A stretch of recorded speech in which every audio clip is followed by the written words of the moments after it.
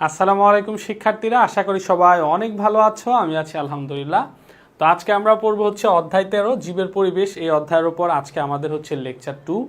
তার মানে হচ্ছে এর আগে আমরা আরও একটা লেকচার কমপ্লিট করেছি, যে লেকচারের মধ্যে আমরা বাস্তুতন্ত্র, মিথস্ক্রিয়া, বাস্তুতন্ত্রের বিভিন্ন উপাদান, তারপরে হচ্ছে একটি আদর্শ বাস্তুতন্ত্র বা পুকুরের বাস্তুতন্ত্র, এরপরে হচ্ছে আমরা খাদ্য শিকল বা খাদ্য শৃঙ্খল এবং এটার প্রকারভেদ, এই টপিকগুলো বিস্তারিত আলোচনা করেছি।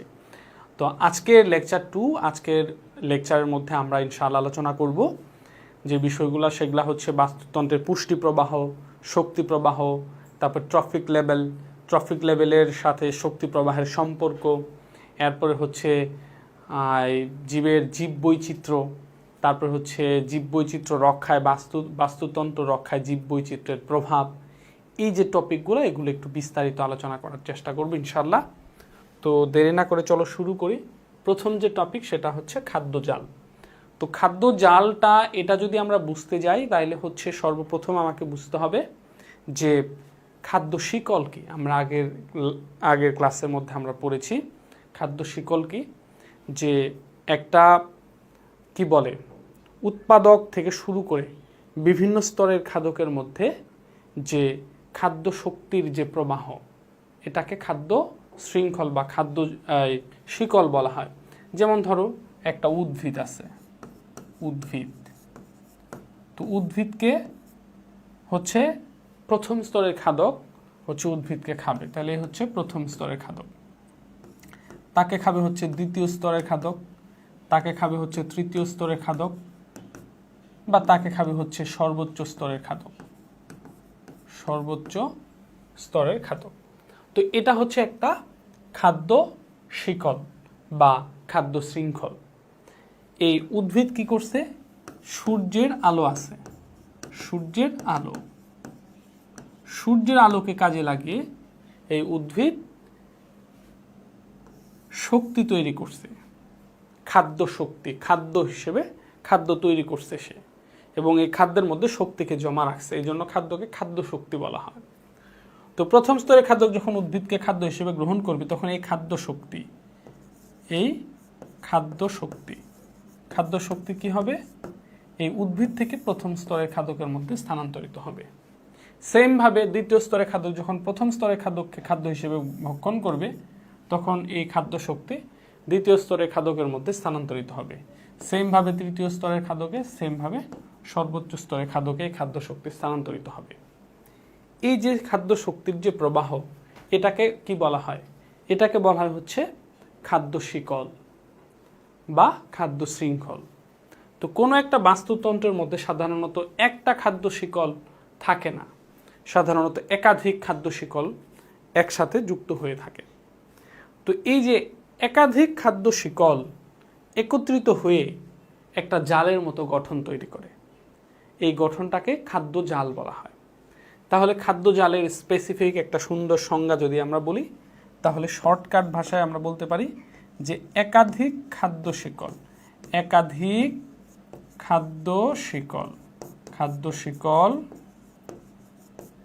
যে জালের মতো গঠন তৈরি করে,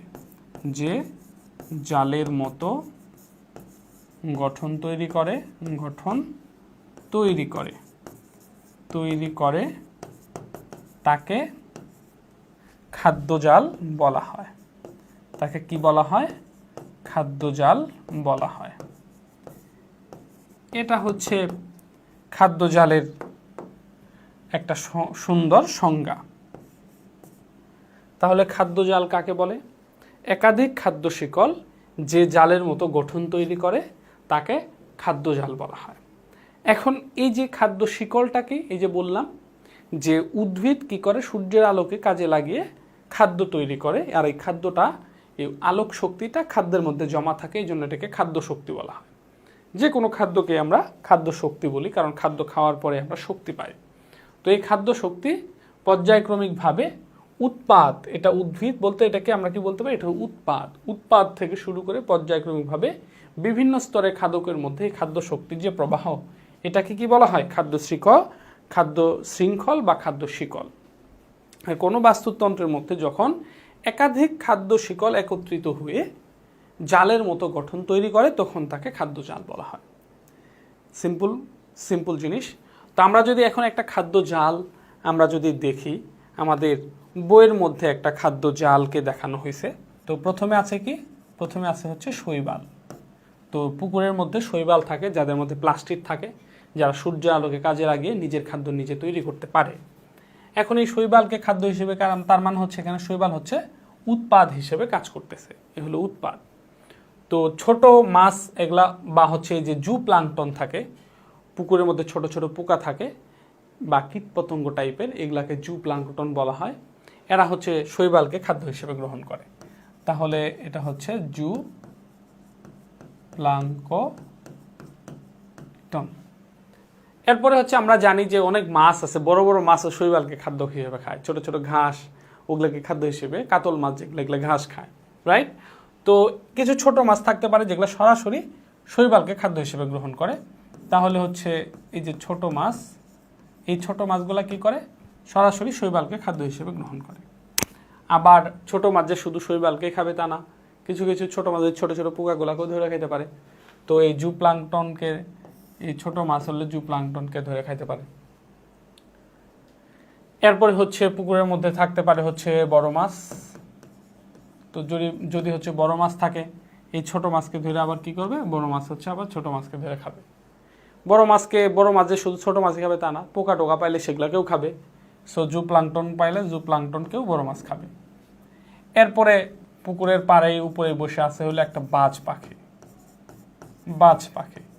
বাজ পাখি আবার কি? এই বড় মাছকে ধরে দম করে ধরে নিয়ে উড়ে যাবে। তো বড় মাছকে আবার বাজ পাখি ধরে খাবে। তাহলে দেখো, এই যে আবার বড় মাছ, বাজ পাখি যে সবসময় বড় মাছ খাবে তাও তো না, বাজ পাখি ছোট মাছও খেতে পারে। তো ছোট মাছকে ধরে বাজ পাখি খেয়ে নিতে পারে। এই যে এখানে যদি আমরা চিন্তা করি, এটা পুকুরের ক্ষেত্রে একেবারে শর্টকাট ছোট্ট করে বোঝানো হয়েছে, এটা একটা খাদ্য জাল। এটা একটা খাদ্য জাল, কারণ হচ্ছে এখানে একাধিক খাদ্য শিকল এখানে আছে। আমরা যদি হিসাব করি এখানে কয়টা খাদ্য শিকল হয়? শৈবালকে খাইলো জু প্লাঙ্কটন, জু প্লাঙ্কটনকে খাইলো বড় মাছ, বড় মাছকে খাইলো বাজ পাখি, একটা হইলো। আবার শৈবালকে খাইলো জু প্লাঙ্কটন, জু প্লাঙ্কটনকে খাইলো ছোট মাছ, ছোট মাছ খাইলো বড় মাছ, বড় মাছকে খাইলো বাজ পাখি, দুইটা হইলো। আবার শৈবালকে খাইলো জু প্লাঙ্কটন, জু প্লাঙ্কটনকে খাইলো ছোট মাছ, ছোট মাছকে খাইলো বাজ পাখি, তিনটা হইলো। আবার শৈবালকে খাইলো ছোট মাছ, ছোট মাছকে খাইলো বড় মাছ, বড় মাছকে খাইলো বাজ পাখি, চারটা হলো। আবার শৈবালকে খাইলো ছোট মাছ, ছোট মাছকে খাইলো বড় মাছ, পাঁচটা হলো। তো টোটাল এখানে হচ্ছে 5টা খাদ্য শিকল এখানে করা যায়। তাহলে 5টা খাদ্য শিকল যদি আমরা একটু এখানে লিখি, একটা হচ্ছে 1 নাম্বার, প্রথমটা হচ্ছে শৈবাল। আমি কিভাবে খাদ্য শিকলটা করি একটু আমি আমার মতো করে করছি যাতে তোমার মিস্টেক না হয়। এখান থেকে 2টা রেখা গেছে, আমি প্রথম রেখাটা ধরছি। এই প্রথম রেখা থেকে যতগুলো শাখা বের হবে আমি আগে শেষ করব। এই যে উপরে দিয়ে প্রথম শাখাটা শেষ করলাম, তারপরে হচ্ছে এই যে এই দিক দিয়ে দ্বিতীয় শাখাটা আমি ধরলাম। এরপর এই দিক দিয়ে দ্বিতীয় শাখাটা, এই যে এখানে 2টা আছে, এরপর এটা শেষ করলাম। এরপরে হচ্ছে আমি এই শাখাটা ধরলাম। তার মানে এটা হলো সিস্টেম। আমি প্রথমে এটাতে গেলাম, এটাতে 2টা শাখা আছে, তো এটা শেষ করে পরে এটাতে গেলাম। তো এটাতে যা দেখি আবার 2টা শাখা আছে, 2টাতে গেলাম। তো এটা এই শাখার পালা শেষ, এখন হলো এই শাখাতে গেলাম, এখানে দেখছি 2টা শাখা আছে, এই দিক দিয়ে যাওয়া যায়, এই দিক দিয়ে যাওয়া যায়। তো এইভাবে করবো, কারণ এটা বইয়ের মধ্যে আছে, সিস্টেমেটিক্যালি করলাম, কিন্তু আমার উদ্দীপকের মধ্যে যেটা থাকবে এটা তো বইয়ের মতো নাও থাকতে পারে। তো এটাও আমি একই পদ্ধতিতে করব, যাতে একটা খাদ্য জালের মধ্যে কয়টা খাদ্য শিকল আছে এটার জন্য বের করা যায়, একটু কঠিন হলেও যেন বের করা যায়। তাহলে প্রথমটা আমি করি যে শৈবাল থেকে আমি এই যে জাস্ট এটা যদি আমরা একটু সহজ করি, তাহলে আচ্ছা সহজ করবে, সিম্পল, অত জটিল করার দরকার নেই। যে শৈবাল থেকে হচ্ছে জু প্লাঙ্কটন। জু প্লাঙ্কটন থেকে আমি প্রথম সিরিয়ালই শেষ করব, এখান থেকে 2টা বেরোছে, এই সিরিয়াল শেষ করব। তারপর হচ্ছে বড় মাছ থেকে হচ্ছে বাজ পাখি, এই হচ্ছে আমরা একটা পাইলাম। এরপর হচ্ছে আমরা 2 নাম্বারটা সেমভাবে শৈবাল, শৈবাল, শৈবাল থেকে হচ্ছে জুপ্লাঙ্কটন, জুপ্লাঙ্কটন থেকে হচ্ছে, যেহেতু এই সিরিয়াল শেষ এখন এই সিরিয়াল, জুপ্লাঙ্কটন থেকে হচ্ছে ছোট মাছ, ছোট মাছ, ছোট মাছ থেকে যখন দুইটা বেড়েছে তাহলে উপরেরটা আমি নিব, ছোট মাছ থেকে হচ্ছে বড় মাছ, বড় মাছ থেকে হচ্ছে কি বাজ পাখি, বাজ পাখি। তো এটা শুধু ডট ডট দেওয়ার দরকার নাই, এটাও লিখে ফেলি, জুপ্লাঙ্কটন। ওকে, এই হলো 2 নাম্বারটা। এরপরে হচ্ছে আমরা 3 নাম্বার খাদ্য শিকলে যাচ্ছি। তাহলে হচ্ছে শৈবাল, তার মানে এখান দিয়ে এটা হইলো, এখান দিয়ে এটা হইলো, এখন এখান দিয়ে এটা দিয়ে এই যে এটা, তার মানে হচ্ছে শৈবাল,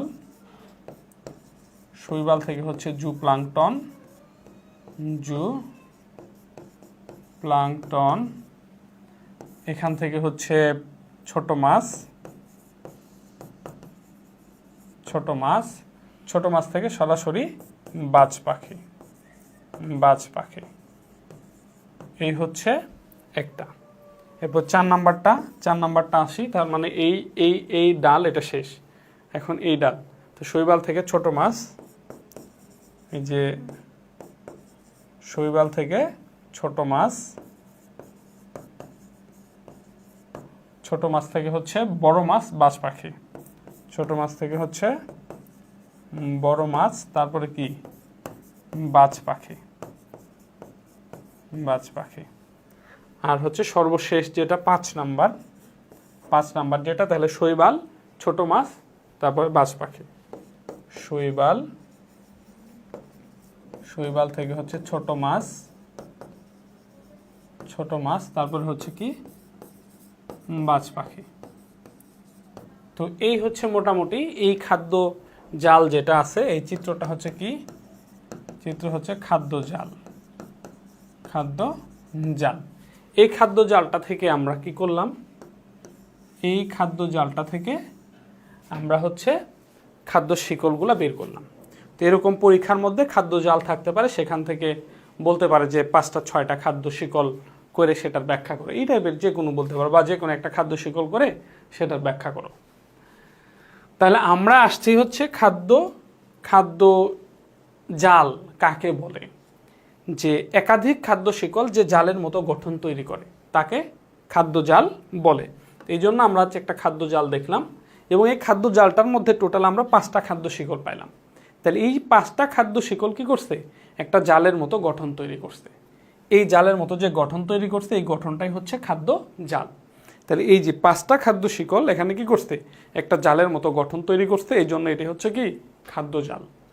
আচ্ছা, এখন হচ্ছে যে খাদ্য জাল রিলেটেড কি প্রশ্ন আসতে পারে সেটা হলো কথা। তার আগে একটা বিষয় ভালোভাবে খেয়াল করো, যেমন আমরা যদি এই খাদ্য শিকলগুলো যদি আমরা চিন্তা করি, যেমন ধরো বড় মাছ, বড় মাছের ক্ষেত্রে দেখো এই প্রথম যে খাদ্য শিকলটা আছে, এখানে বড় মাছ হচ্ছে এটা উৎপাদক, প্রথম স্তরের খাদক, বড় মাছ এখানে দ্বিতীয় স্তরের খাদক। দ্বিতীয় যে খাদ্য শিকলটা আছে, তাইলে এখানে প্রথম খাদ্য শিকলের মধ্যে বড় মাছকে, বড় মাছ হচ্ছে দ্বিতীয় স্তরের খাদক, দ্বিতীয় স্তরের খাদক। দ্বিতীয় খাদ্য শিকলের মধ্যে বড় মাছ হচ্ছে তৃতীয় স্তরের খাদক। তাহলে দেখো একটা খাদক যে সব সময় একটা স্তরে থাকবে সেটা না। যখন একটা খাদক একটা খাদ্য জালের মধ্যে যখন চিন্তা করা হবে, খাদ্য জালের মধ্যে চিন্তা করা হলে একটা খাদক সে একই সাথে বিভিন্ন স্তরের খাদক হইতে পারবে। সে দ্বিতীয় স্তরের খাদকও হইতে পারবে, সে তৃতীয় স্তরের খাদক হইতে পারবে, সে সর্বোচ্চ স্তরের খাদকও হইতে পারবে।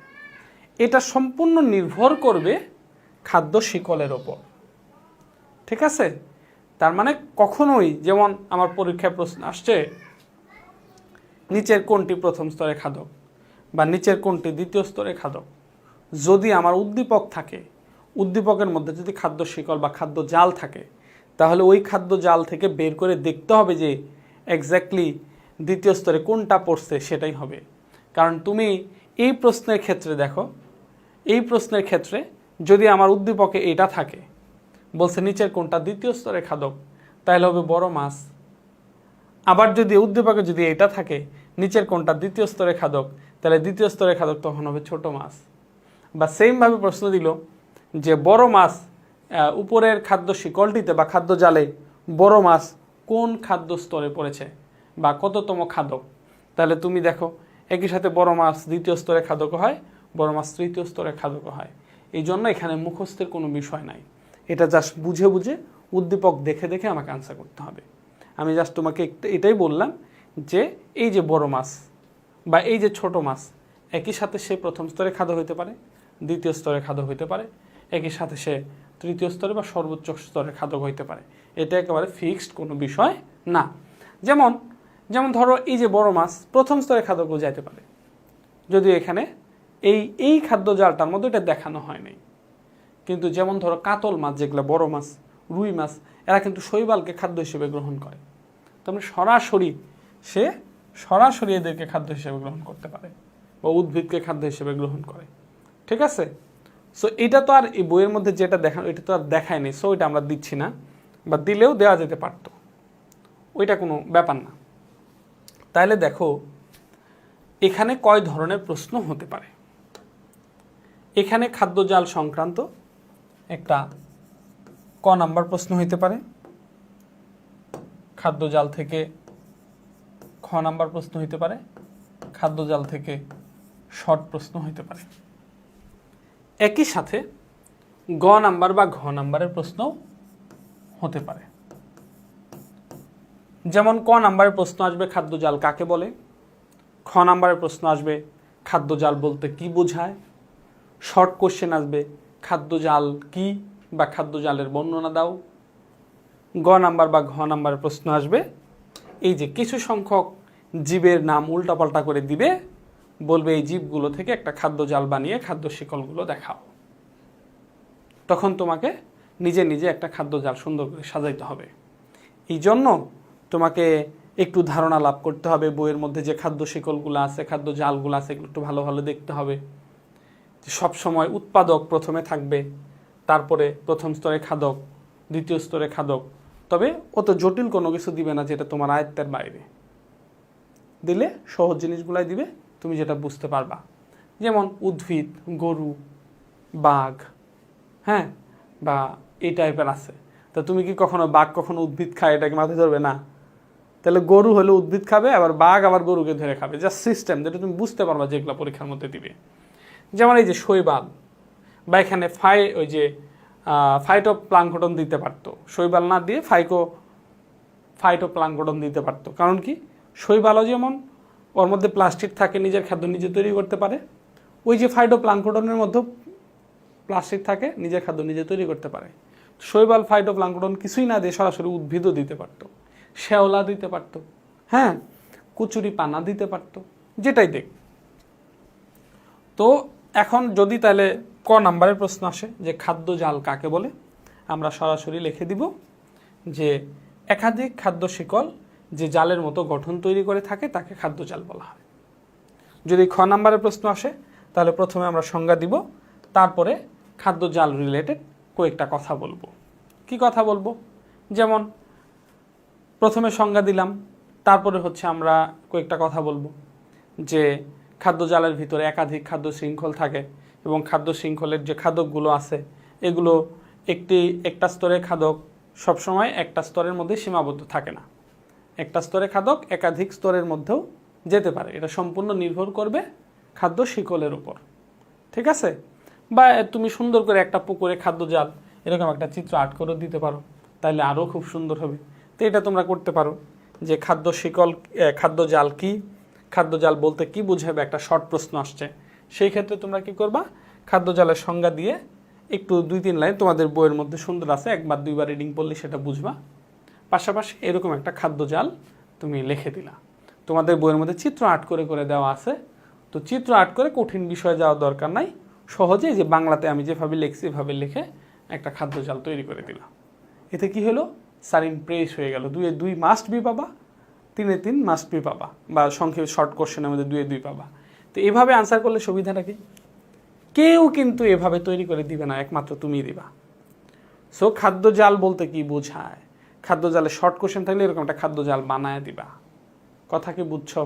ফুল মার্কস পাবা। ওই যে আমি বলছি আনসারগুলা সবচেয়ে ডিফারেন্স করতে হবে, অন্যদের তুলনায় আমার উত্তরটা যেন ব্যতিক্রম হয়।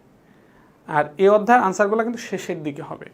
এটা তো এমন না করতে অনেক সময় লাগবে, 2 লাইন লিখতে যা সময় লাগবে এটা লিখতেও একই সময় লাগবে, যদি আমার আগে থেকে জানা থাকে। ঠিক আছে?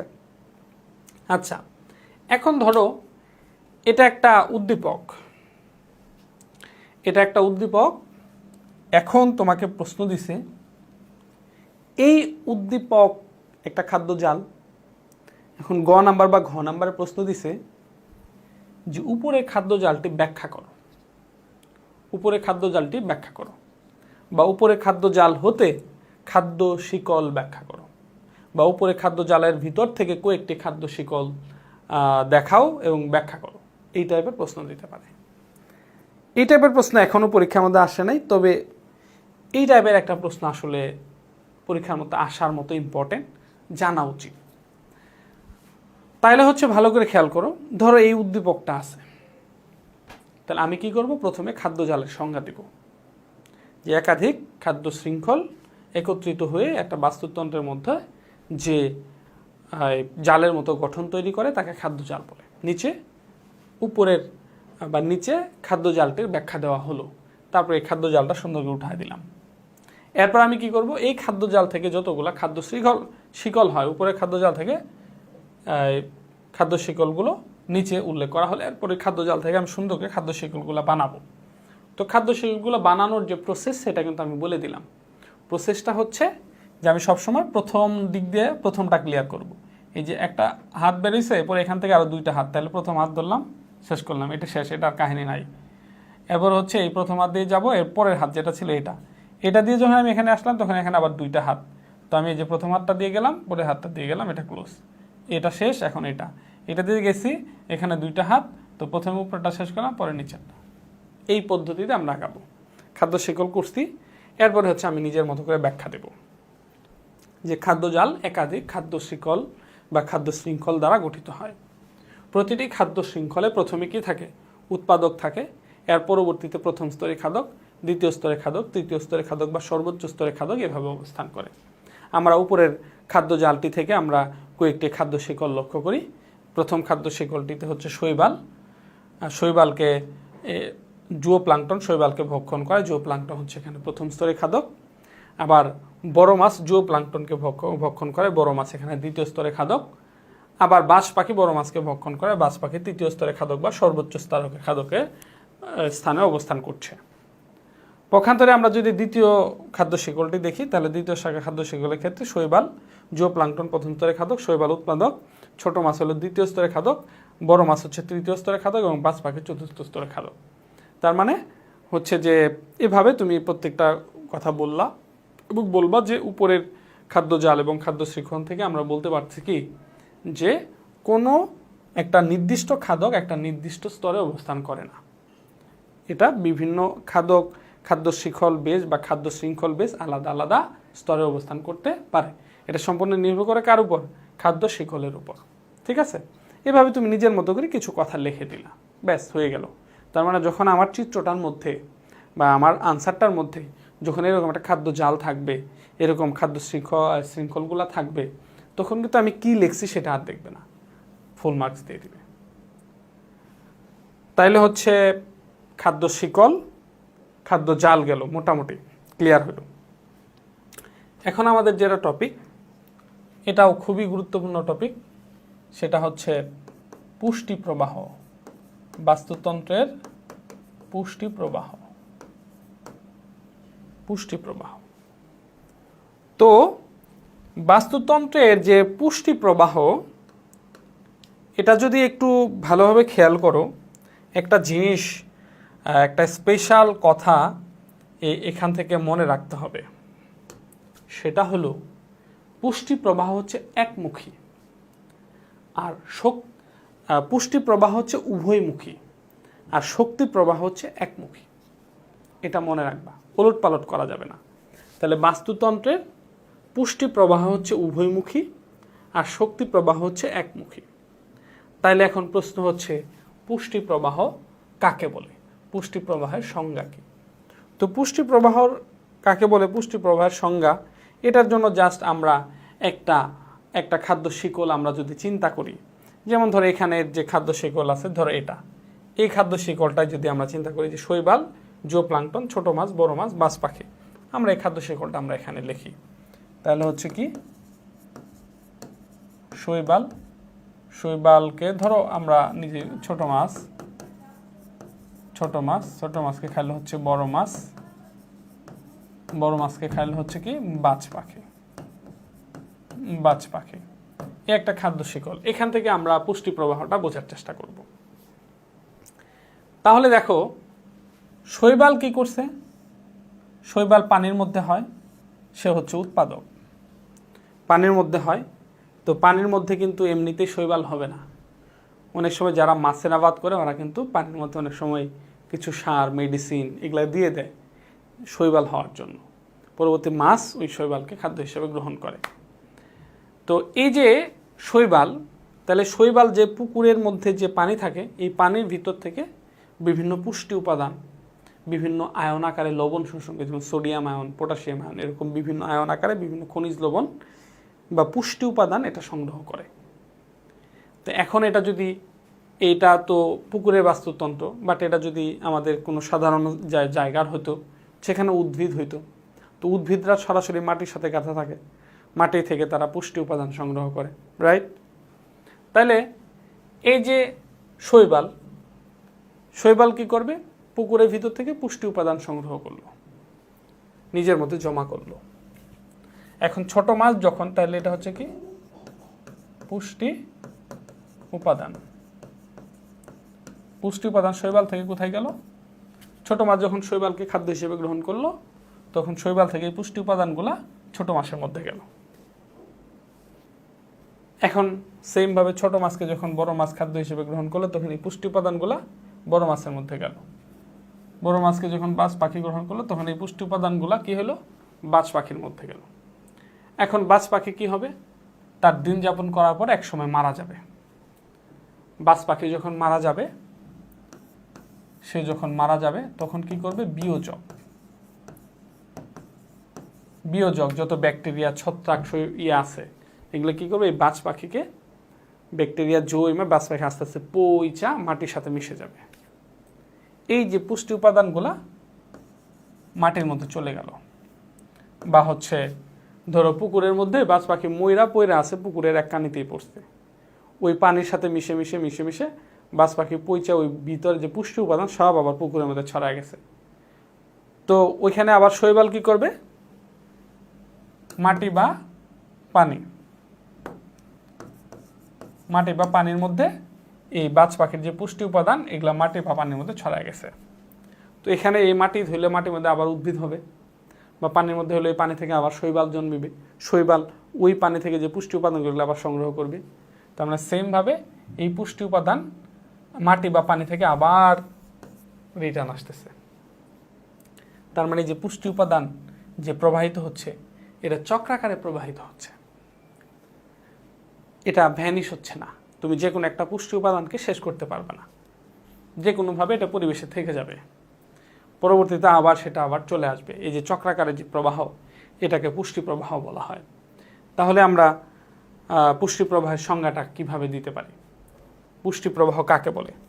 এটার সুন্দর একটা সংজ্ঞা যদি আমরা গুছিয়ে বলার চেষ্টা করি, তাহলে বাস্তুতন্ত্রের জীবগুলোর মধ্যে, বাস্তুতন্ত্রের ভিতরে যতগুলা জীব আছে, জীবগুলোর মধ্যে পুষ্টি দ্রব্যের বা পুষ্টি উপাদানগুলো চক্রাকারে প্রবাহিত হয়। এই প্রবাহকে পুষ্টি প্রবাহ বলে। তাইলে এই যে চক্রাকারের কথাটা এখানে আমরা উল্লেখ করব।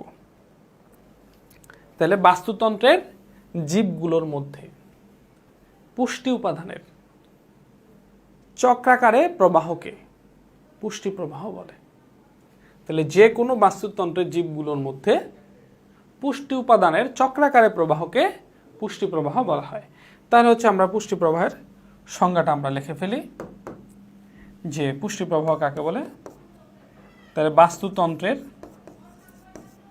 বাস্তুতন্ত্রের জীবগুলোর মধ্যে বা আমরা বলতে পারি আচ্ছা এইভাবে বললেই হবে, কোনো সমস্যা নেই, জীবগুলোর মধ্যে পুষ্টি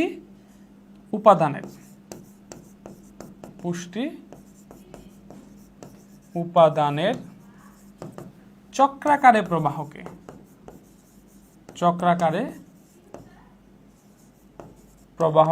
পুষ্টি প্রবাহ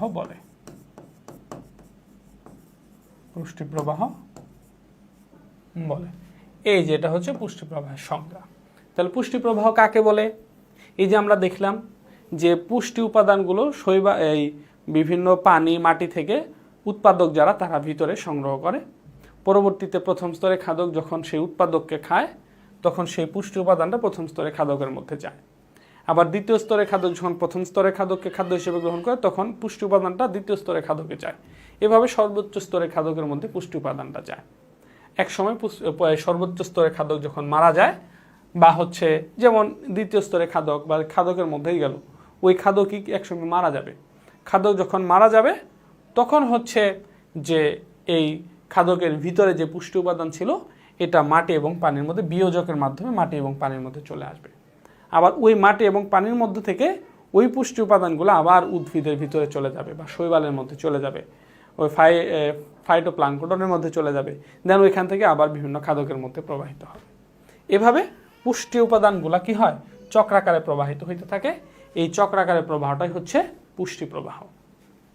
তাহলে এখান থেকে আমাদের প্রশ্ন আসবে হচ্ছে ক নাম্বার, প্রশ্ন আসবে খ নাম্বার, প্রশ্ন আসবে হচ্ছে গ নাম্বার, প্রশ্ন আসবে ঘ নাম্বার, প্রশ্ন আসবে শর্ট কোশ্চেন। যে কোনো ধরনের কোশ্চেন হচ্ছে এই পুষ্টি প্রবাহ থেকে আসতে পারে। ঠিক আছে? আচ্ছা, তাহলে হচ্ছে এখন আমরা একটা কোশ্চেনের আনসার করব যে ক নাম্বার, খ নাম্বার বা শর্ট কোশ্চেনের মধ্যে যদি পুষ্টি প্রবাহ আসে তাহলে আমরা কিভাবে আনসার করব। ক নাম্বারের জন্য এই যেভাবে সংজ্ঞা লিখছি এই সংজ্ঞা লিখলেই হবে যে বাস্তুতন্ত্রের জীবগুলোর মধ্যে পুষ্টি উপাদানের চক্রাকারে প্রবাহকে পুষ্টি প্রবাহ বলা হয়। এরপর হচ্ছে যদি খ নাম্বারে সেম প্রশ্নটা আসে বা শর্ট কোশ্চেনের মধ্যে আসে তাহলে আমি প্রথমে সংজ্ঞাটা লিখব, এরপরে হচ্ছে 2-3 লাইন কথা লিখে দিব। সেই 2-3 লাইন কি কথা লিখব, সেমভাবে এই কথাগুলাই লিখব যে উৎপাদক পরিবেশ থেকে মাটি বা পানি যেটাই হোক, বায়ু বা বাতাস থেকেও হতে পারে, তো উৎপাদক পরিবেশ থেকে বিভিন্ন পুষ্টি উপাদান সংগ্রহ করে নিজের মধ্যে জমা রাখে। সেই পুষ্টি উপাদান উৎপাদককে যখন বিভিন্ন স্তরে খাদকরা খাদ্য হিসেবে গ্রহণ করে তো এই পুষ্টি উপাদানগুলো বিভিন্ন স্তরে খাদকের মধ্যে স্থানান্তরিত হয়। তো খাদকগুলো যখন এক সময় মৃত্যুবরণ করলে বিয়োজকগুলো গিয়ে ওই খাদকগুলোকে পরিবেশের মধ্যে মানে কি বলে, বিয়োজকগুলো ওই খাদকগুলোকে পচায় পুষ্টি উপাদানটা আবার পরিবেশকে ফিরিয়ে দেয়। পরিবেশ থেকে আবার উৎপাদক সেই পুষ্টি উপাদানগুলো গ্রহণ করে আবার নিজের মধ্যে সঞ্চয় করে। এভাবে বাস্তুতন্ত্রের জীবগুলোর মধ্যে পুষ্টি উপাদান পর্যায়ে চক্রাকারে ঘুরতে থাকে। এই প্রবাহটাকেই পুষ্টি প্রবাহ বলা হয়। এই যেভাবে বলে দিলাম, জাস্ট আরেকটু মনে রাখো, প্রথমে সংজ্ঞাটা দিব, তারপরে আমি কি বলবো যে উৎপাদক পুষ্টিটা সংগ্রহ করছে পরিবেশ থেকে এবং উৎপাদক থেকে বিভিন্ন স্তরে খাদকের মধ্যে পুষ্টিটা স্থানান্তরিত হয়েছে। দেন এই খাদকগুলা যখন মৃত্যুবরণ করবে বিয়োজকরা গিয়ে ওর ভিতরে যে পুষ্টি উপাদান আছে তাকে পচায় ফেলবে এবং পচানোর পরে এই পুষ্টি উপাদানগুলোকে পরিবেশকে আবার ফিরিয়ে দিবে। আবার সেই পরিবেশ থেকে আবার উৎপাদকরা সেই পুষ্টি উপাদানগুলো নিজের মধ্যে গ্রহণ করবে। এভাবে এই পুষ্টি উপাদানটা চক্রাকারে কি করছে, ঘুরছে। এই যে চক্রাকারে প্রবাহিত হচ্ছে এই প্রবাহটাই হচ্ছে কি পুষ্টি প্রবাহ। সিম্পল জিনিস, সংজ্ঞাটা দিয়ে এইভাবে কথাটা বলে দিলাম, হয়ে গেল আলহামদুলিল্লাহ। এখন দেখো এই যে গ নাম্বার এবং ঘ নাম্বারের জন্য আসলে প্রশ্নটা কিভাবে হবে। গ নাম্বার এবং ঘ নাম্বারের জন্য প্রশ্নটা হবে হচ্ছে তোমার একটা খাদ্য শিকল বা একটা খাদ্য শৃঙ্খল উদ্দীপকের মধ্যে থাকবে। ধরো এই উদ্দীপকটার মধ্যে এই খাদ্য শিকলটা আছে। এখন এই খাদ্য শিকলটা আসছে এই যে এখানে গ নাম্বার প্রশ্ন দিয়ে দিছে যে উপরের খাদ্য শিকলটিতে পুষ্টি প্রবাহ ব্যাখ্যা করো। উপরের খাদ্য শিকলটিতে পুষ্টি প্রবাহ ব্যাখ্যা করো। বা বলতে পারে যে উপরে খাদ্য শিকল হতে দেখাও যে পুষ্টি প্রবাহ চক্রাকারে ঘুরে, এরকম প্রশ্ন দিতে পারে। তাহলে এই যে সরাসরি পুষ্টি প্রবাহের বর্ণনা এরকম দিবে না, একটা উদ্দীপক থাকবে, উদ্দীপকের মধ্যে একটা কি বলে খাদ্য শিকল থাকবে, ওই খাদ্য শিকল এবং প্রশ্ন আসবে যে এই খাদ্য শিকলের পুষ্টি প্রবাহ ব্যাখ্যা করো। বুঝাইতে পারছি? বা প্রশ্ন দিতে পারে যে উপরের উদ্দীপক থেকে দেখাও যে বা ব্যাখ্যা করো যে পুষ্টি প্রবাহ চক্রাকারে ঘুরে বা চক্রাকারে প্রবাহিত হয়, এই টাইপের প্রশ্ন দিতে পারে। এটা গ এবং ঘ উভয় নাম্বারের জন্য এই প্রশ্নটা হইতে পারে। তাহলে সিম্পলভাবে এই প্রশ্নটা আমাকে অপূর্বভাবে আনসার করতে হবে, অতুলনীয়, অনন্য সাধারণ করে আনসার করা লাগবে, কারণ এই আনসারটা সম্পূর্ণ বর্ণনামূলক। সো আমি একটু যেভাবে বলে দিব সেমভাবে আনসার করবা। আমি প্রথমে সংজ্ঞা দিব, গতে আসুক বা ঘতে আসুক, প্রথমে সংজ্ঞা দিব, তারপরে ওই যে বললাম একটু কথা, ওই কথাটা বলবো। তাহলে প্রথমে সংজ্ঞা, তারপরে ওই যে খ নাম্বারের জন্য জাস্ট খ নাম্বারে যতটুকু আনসার করা উচিত সেম আনসারটা আমরা করলাম। তারপরে আমি কি করব, এই খাদ্য শিকলটা লিখব। এই খাদ্য শিকলটা লেখার পরে আমি এটার মধ্যে ব্যাখ্যা দিব যে উপরে খাদ্য শিকলে শৈবাল হচ্ছে উৎপাদক, সে পরিবেশ থেকে বিভিন্ন পুষ্টি উপাদান সংগ্রহ করে নিজের ভিতরে জমা করে। পরবর্তীতে ছোট মাছ শৈবালকে খাদ্য হিসেবে গ্রহণ করে এবং হচ্ছে বড় মাছ ছোট মাছকে খাদ্য হিসেবে গ্রহণ করে এবং বাজ পাখি বড় মাছকে খাদ্য হিসেবে গ্রহণ করার মাধ্যমে বিভিন্ন স্তরের খাদকের মধ্যে এই পুষ্টি উপাদানগুলো স্থানান্তরিত হয়। একসময় এই খাদকগুলো মৃত্যুবরণ করলে বিয়োজক তাদের পচিয়ে ফেলে তাদের পুষ্টি উপাদানগুলোকে পরিবেশের সাথে পরিবেশকে আবার ফিরিয়ে দেয়, পরিবেশের সাথে মিশে যায়। পরবর্তীতে সেই পুষ্টি উপাদানগুলো আবার উৎপাদক সংগ্রহ করে পরিবেশ থেকে সেই পুষ্টি উপাদানগুলো সংগ্রহ করে আবার নিজের মধ্যে সঞ্চয় করে। এভাবে পুষ্টি উপাদানের বিভিন্ন স্তরের খাদকের মধ্যে পর্যায়ক্রমিকভাবে স্থানান্তরিত হয়। হ্যাঁ, এই যে হয়ে গেল। এরপরে আমি বললাম অতএব বলা যায় যে পুষ্টি প্রবাহ চক্রাকারে ঘুরে। এই যেভাবে এখন আমাকে কোশ্চেনের টার্ম বুঝে আমাকে আনসার করতে হবে। তাহলে যদি এটা গ নাম্বার বা ঘ নাম্বারে আসে তাহলে প্রথমে আমি সংজ্ঞা দিব, তারপরে এই যে উৎপাদক থেকে বিভিন্ন স্তরে খাদকে যায় স্থানান্তর এই কথাগুলো বলবো, তারপরে আমি হচ্ছে এই খাদ্য শিকলটা দিব, তারপরে এই খাদ্য শিকলের মধ্যে কি হয়েছে, ছোট মাছ শৈবালকে খাইছে, বড় মাছ ছোট মাছকে খাইছে, বাজ পাখি বড় মাছকে খাইছে।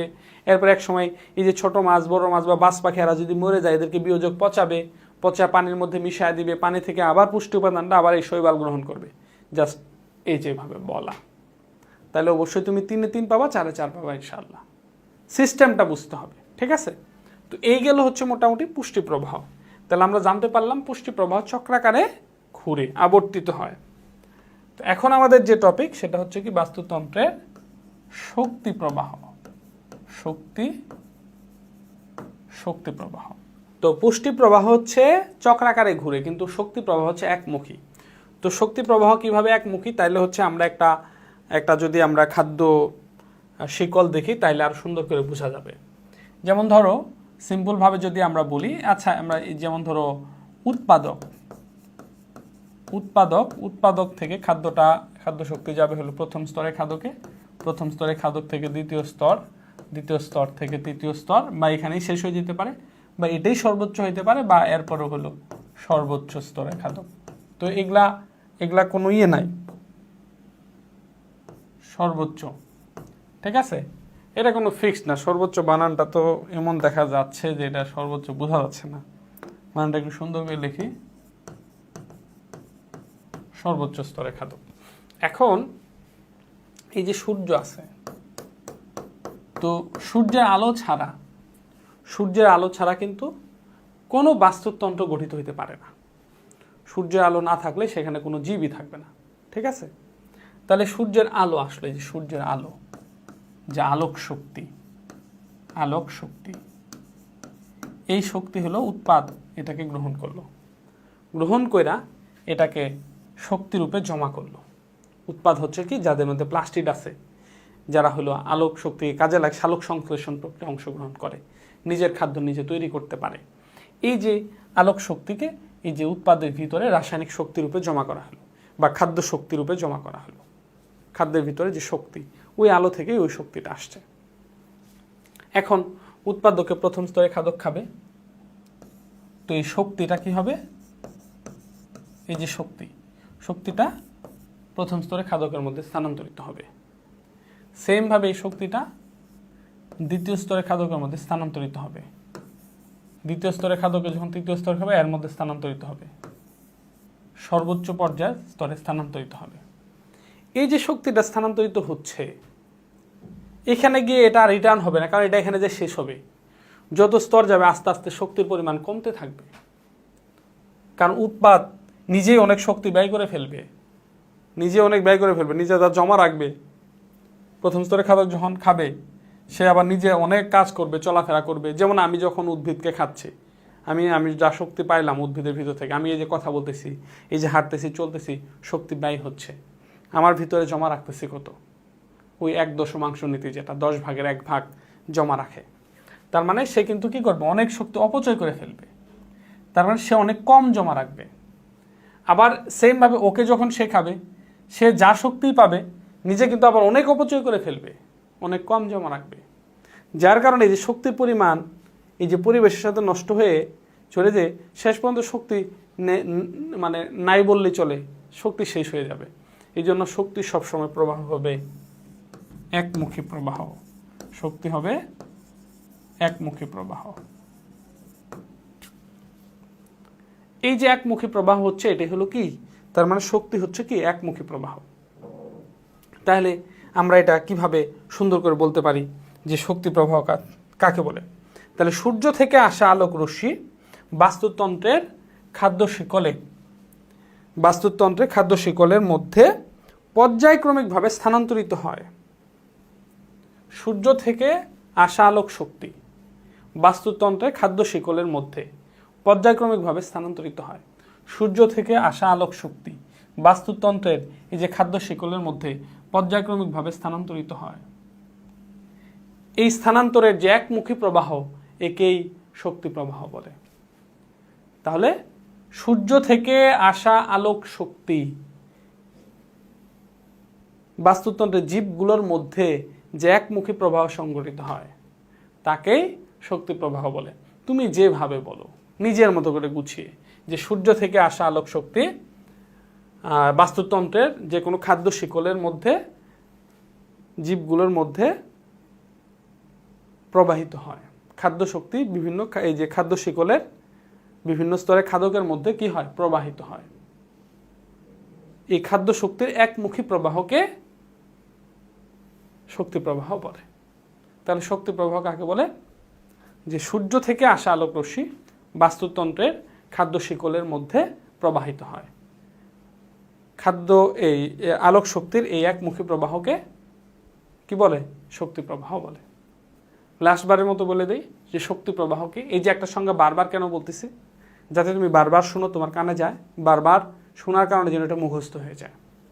এই জন্য আমি লেকচারগুলো এইভাবেই নেই, যাতে একটা লেকচার করা মাত্র যেন ক্লাসটা শেষ হয়ে যায়, আর ওর যেন বইটা কম পড়তে হয়।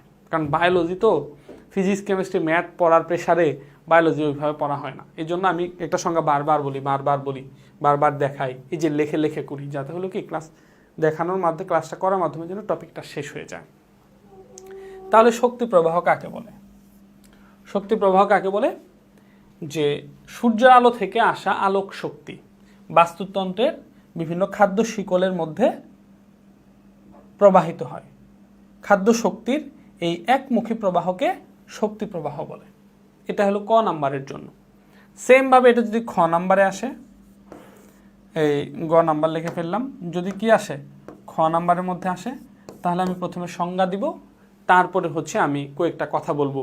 সেমভাবে এই পুষ্টি প্রবাহের মতো করে, এই পুষ্টি প্রবাহ যেমন ক, খ, গ, ঘ শর্ট কোশ্চেন সবগুলাতে আসার সম্ভাবনা আছে, সেমভাবে এই শক্তি প্রবাহও একাধারে ক নাম্বারে আসতে পারে, খ নাম্বারে আসতে পারে, শর্ট কোশ্চেন আসতে পারে, তারপরে হচ্ছে গ নাম্বারে আসতে পারে, ঘ নাম্বারে আসতে পারে। কোশ্চেন প্যাটার্নটা আগে বুঝতে হবে। এই যে পুষ্টি প্রবাহের কোশ্চেন প্যাটার্নটা কি ছিল, যে গ নাম্বার এবং ঘ নাম্বারের ক্ষেত্রে একটা খাদ্য শিকল দিয়ে দিছে, দিয়ে বলছে এখানে পুষ্টি প্রবাহ ব্যাখ্যা করো। সেমভাবে শক্তি প্রবাহের ক্ষেত্রে একটা খাদ্য শিকল দিয়ে দিবে, দিয়ে বলবে যে এই খাদ্য শিকলে শক্তি প্রবাহ ব্যাখ্যা করো। তার পুষ্টি প্রবাহ আর শক্তি প্রবাহ অনেকটা সেম, কোশ্চেন প্যাটার্নটা সেম, ঠিক আছে। তাহলে আমি যেমন হচ্ছে কি বলছিলাম, প্রথমে আমি সংজ্ঞা দিছিলাম, পুষ্টি প্রবাহের ক্ষেত্রে সংজ্ঞা দিয়ে একটু কথা লিখে দিব। সেমভাবে হচ্ছে শক্তি প্রবাহের ক্ষেত্রেও প্রথমে আমি সংজ্ঞা দিয়ে একটু কথা লিখে দিব।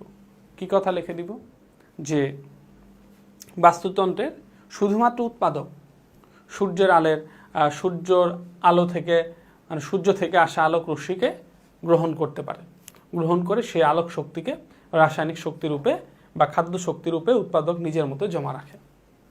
পরবর্তীতে বিভিন্ন স্তরের যারা খাদক রয়েছে, এই খাদকগুলোকে উৎপাদককে খাবার মাধ্যমে বা উৎপাদককে খাদ্য হিসেবে গ্রহণ করার মাধ্যমে তাদের ভিতরে, এই উৎপাদকের ভিতরে জমে থাকা আলোক শক্তিগুলো বা উৎপাদকের ভিতরে থাকা শক্তিগুলো পর্যায়ক্রমিকভাবে প্রবাহিত হয়, এবং পর্যায়ক্রমিকভাবে প্রবাহিত হওয়ার সময় এই শক্তির পরিমাণ পর্যায়ক্রমিকভাবে কমতে থাকে। এভাবে যে শক্তির যে একমুখী প্রবাহ সংঘটিত হয়, একেই শক্তি প্রবাহ বলা হয়।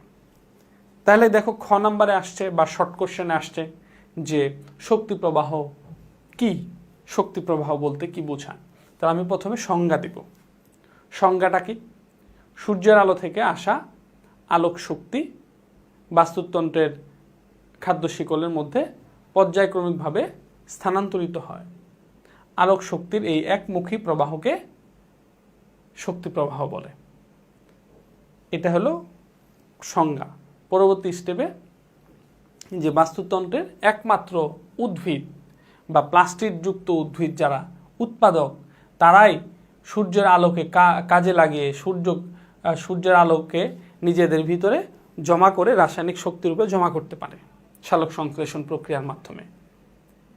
এর পরবর্তীতে যখন এই উৎপাদককে খাদ্য শিকলের বিভিন্ন স্তরে খাদকরা যখন খাদ্য হিসেবে গ্রহণ করে, তখন উৎপাদক হতে এই আলোক শক্তি বা শক্তি বিভিন্ন স্তরে খাদকের মধ্যে স্থানান্তরিত হয়। এই স্থানান্তরিত হওয়ার সময় তারা শক্তির পরিমাণ পর্যায়ক্রমিকভাবে কমতে থাকে, হ্রাস পেতে থাকে। এই যে খাদকের মধ্যে এভাবে যে শক্তির যে একমুখী প্রবাহ সংঘটিত হয়, এটি হচ্ছে শক্তি প্রবাহ। তো ক নাম্বারে সংজ্ঞা দেওয়ার পরে এভাবে একটু বর্ণনা দিলাম। এখন প্রশ্ন আসছে কি, যে এই যে একটা আমার খাদ্য শিকল দিছে, এই খাদ্য শিকলটা দেওয়ার পরে এখন আমার গ নাম্বার প্রশ্ন দিবে বা ঘ নাম্বার প্রশ্ন দিবে যে উপরের খাদ্য শিকলের মধ্যে যে শক্তি প্রবাহ হয়েছে সেটা ব্যাখ্যা দাও। তাহলে আমি সেমভাবে প্রথমে শক্তি প্রবাহের সংজ্ঞা দিব, তারপরে এই যে কথাটুকু বললাম সেটা বলবো, তারপরে আমরা এই যে খাদ্য শিকল যেটা দেওয়া থাকবে সেটা আমরা লিখব। লেখার পরে এটা থেকে আমরা ব্যাখ্যা দিব। যেমন ধরো উপরে খাদ্য শিকলের মধ্যে কি ছিল, ধরো উৎপাদকের মধ্যে এখানে ছিল ঘাস, এখানে ছিল ফড়িং, এখানে ছিল ছোট পাখি, তারপরে ধরো ছোট পাখি, এরপরে এখানে ছিল ধরো বেজি বা ধরো ছোট পাখি, এখানে ছিল সাপ, আর এখানে ছিল গুই সাপ। এই যে এটা একটা খাদ্য শিকল আমার এখানে ছিল। তো আমাকে বলছে যে এই খাদ্য শিকলের মধ্যে শক্তি প্রবাহ ব্যাখ্যা করো। তাহলে এখানে শক্তি প্রবাহ ব্যাখ্যা হলে অবশ্যই একটা কথা মাথায় রাখতে হবে, যে শক্তিগুলা পর্যায়ক্রমিকভাবে হ্রাস পেতে থাকে। এবং কিভাবে, এটাকে এক দশমাংশ নীতি বলা হয়। এই শক্তি হ্রাস পাওয়ার এটাকে কি বলে, এক দশমাংশ নীতি। এক দশমাংশ নীতি বলে এটাকে। মানে 10 ভাগের 1 ভাগ নিজের মধ্যে সঞ্চয় করে আর 9 ভাগ খরচ করে ফেলে। পার্সেন্টেজ আকারে যদি আমরা বলি তাহলে 90% সে খরচ করে আর 10% তার মধ্যে জমা রাখে। তাইলে আমরা এটা অবশ্যই বলবো। ধরো গ নাম্বারে আসছে, তাহলে এই যে খাদ্য শিকল আসছে, এখানে শক্তি প্রবাহ বলছে। তা আমরা বলবো যে উদ্দীপকের ঘাস হচ্ছে উৎপাদক, সে সূর্য থেকে আসা আলোক রশ্মিকে নিজের ভিতরে রাসায়নিক শক্তিরূপে জমা করে বা খাদ্য শক্তিরূপে খাদ্যের মধ্যে জমা করে। পরবর্তীতে ফড়িং যখন ঘাসকে খাদ্য হিসেবে গ্রহণ করে তখন এই শক্তি ফড়িংয়ের ভিতরে স্থানান্তরিত হয় এবং ফড়িং যে পরিমাণ শক্তি গ্রহণ করে তার সে 90% খরচ করে ফেলে, 10% নিজের মধ্যে জমা রাখে। এভাবে পর্যায়ক্রমিকভাবে শক্তি ছোট পাখি, সাপ এবং গুইসাপের মধ্যে স্থানান্তরিত হয় এবং প্রতিটি স্তরের ক্ষেত্রেই তারা কি করে, 1 দশমাংশ নীতিকে ফলো করে, অর্থাৎ নিজেরা 90% খরচ করে 10% নিজেদের মধ্যে জমা করে রাখে।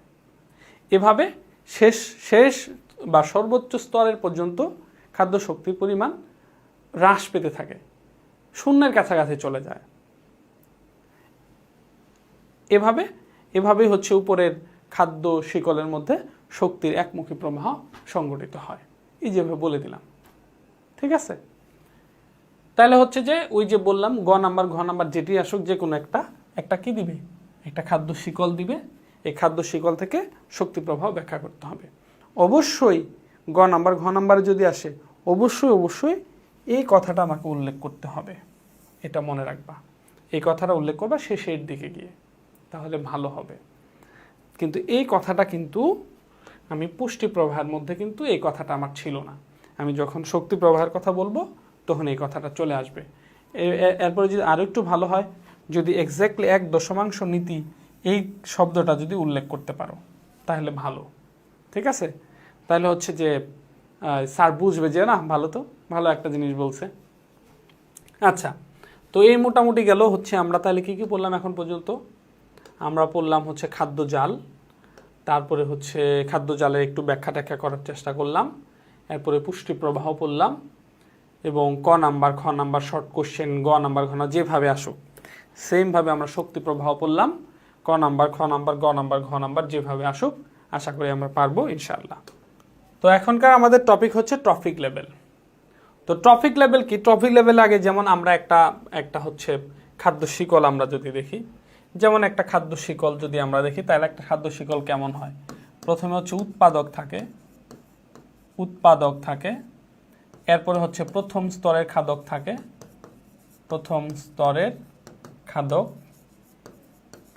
তারপরে হচ্ছে দ্বিতীয় স্তরের খাদক,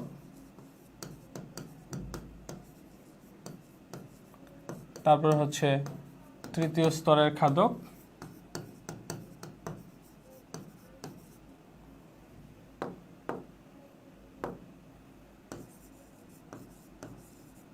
তারপর হচ্ছে চতুর্থ স্তরের খাদক বা হলো কি সর্বোচ্চ খাদক, তারপর হচ্ছে সর্বোচ্চ খাদক লিখে ফেলি। আচ্ছা, তাহলে এটা হচ্ছে একটা যে কোনো বাস্তুতন্ত্রের একটা খাদ্য শিকল এরকম হয়। উৎপাদক এটা একটা স্তর, প্রথম স্তরের খাদক এটা একটা স্তর, এটা একটা স্তর, এটা একটা স্তর। তো একটা খাদ্য শিকলের প্রতিটি স্তরে এক একটা ট্রফিকের অন্তর্গত। তাহলে ট্রফিক লেভেল কাকে বলে এটা আমরা কিভাবে বলবো? যে খাদ্য শিকলের প্রতিটি স্তরকে ট্রফিক লেভেল বলে। ট্রফিক লেভেল কাকে বলে? খাদ্য শিকলের প্রত্যেকটা স্তর, এটা একটা ট্রফিক লেভেল, এটা একটা ট্রফিক লেভেল, এটা একটা ট্রফিক লেভেল, এটা একটা ট্রফিক লেভেল, এটা একটা ট্রফিক লেভেল। তাহলে ট্রফিক লেভেল এটা হচ্ছে ট্রফিক লেভেল 1, এটা হচ্ছে ট্রফিক লেভেল 2, এটা হচ্ছে ট্রফিক লেভেল 3, এটা হচ্ছে 4, এটা হচ্ছে 5। তাইলে হচ্ছে আমরা কি দেখি? উৎপাদক হলো ট্রফিক লেভেল 1, প্রথম স্তরের খাদক হচ্ছে ট্রফিক লেভেল 2, দ্বিতীয় স্তরের খাদক হচ্ছে ট্রফিক লেভেল 3, তৃতীয় স্তরের খাদক হচ্ছে ট্রফিক লেভেল 4, চতুর্থ স্তরের বা সর্বোচ্চ স্তরের খাদক এটা হলো ট্রফিক লেভেল 5 বা সর্বোচ্চ ট্রফিক। ঠিক আছে, এটা মনে রাখবো আমরা। উৎপাদক সবসময় ট্রফিক লেভেল 1, এর পরবর্তীতে প্রথম স্তরের খাদক সে হবে ট্রফিক লেভেল 2, দ্বিতীয় স্তরের খাদক সে হবে 3, এভাবে চলতে থাকবে। এবং সর্বোচ্চ স্তরের খাদক সে হলো সর্বোচ্চ ট্রফিক বা ট্রফিক 5, এখানে 5 বলার কোনো কিছু নেই, এটা আমরা বলবো সর্বোচ্চ ট্রফিক। এটা আমরা কি বলবো? সর্বোচ্চ ট্রফিক। তাহলে ট্রফিক লেভেল কাকে বলে? বাস্তুতন্ত্রের বা আমরা বলবো খাদ্য শিকলের প্রতিটি স্তরকে ট্রফিক লেভেল বলে। তাহলে ট্রফিক লেভেল কাকে বলে? খাদ্য শিকলের প্রতিটি স্তরকে ট্রফিক লেভেল বলে।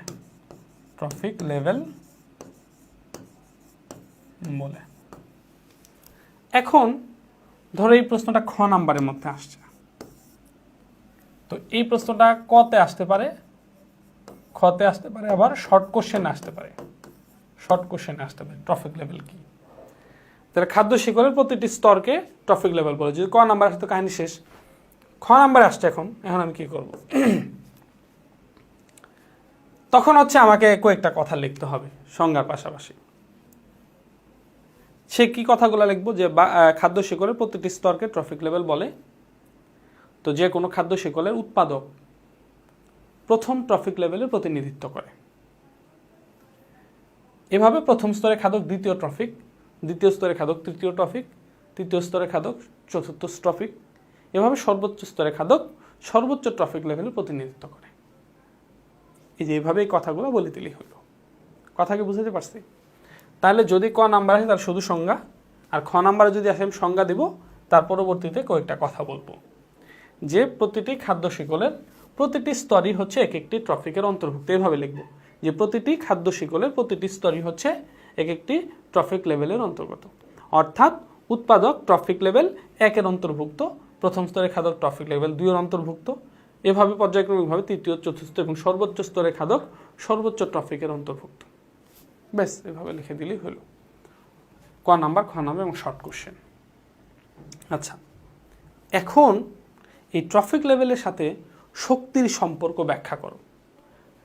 যেমন এটা হচ্ছে একটা খাদ্য শিকল দিয়ে দিচ্ছে, দিয়ে বলছে যে ট্রফিক লেভেলের উপরে খাদ্য শিকল হতে ট্রফিক লেভেলের সাথে শক্তির সম্পর্ক ব্যাখ্যা করো। ট্রফিক লেভেলের সাথে শক্তির সম্পর্ক ব্যাখ্যা করো। তাহলে এটা হবে একটা গ নাম্বার অথবা ঘ নাম্বারের প্রশ্ন। প্রশ্নটা হচ্ছে কি? ট্রফিক লেভেলের সাথে শক্তির সম্পর্ক। ট্রফিক লেভেলের সাথে শক্তির সম্পর্ক। এখন দেখো, ট্রফিক লেভেলের সাথে যদি শক্তির সম্পর্ক, এটা যদি আমরা চিন্তা করি, তাহলে উৎপাদক যদি 100 জুল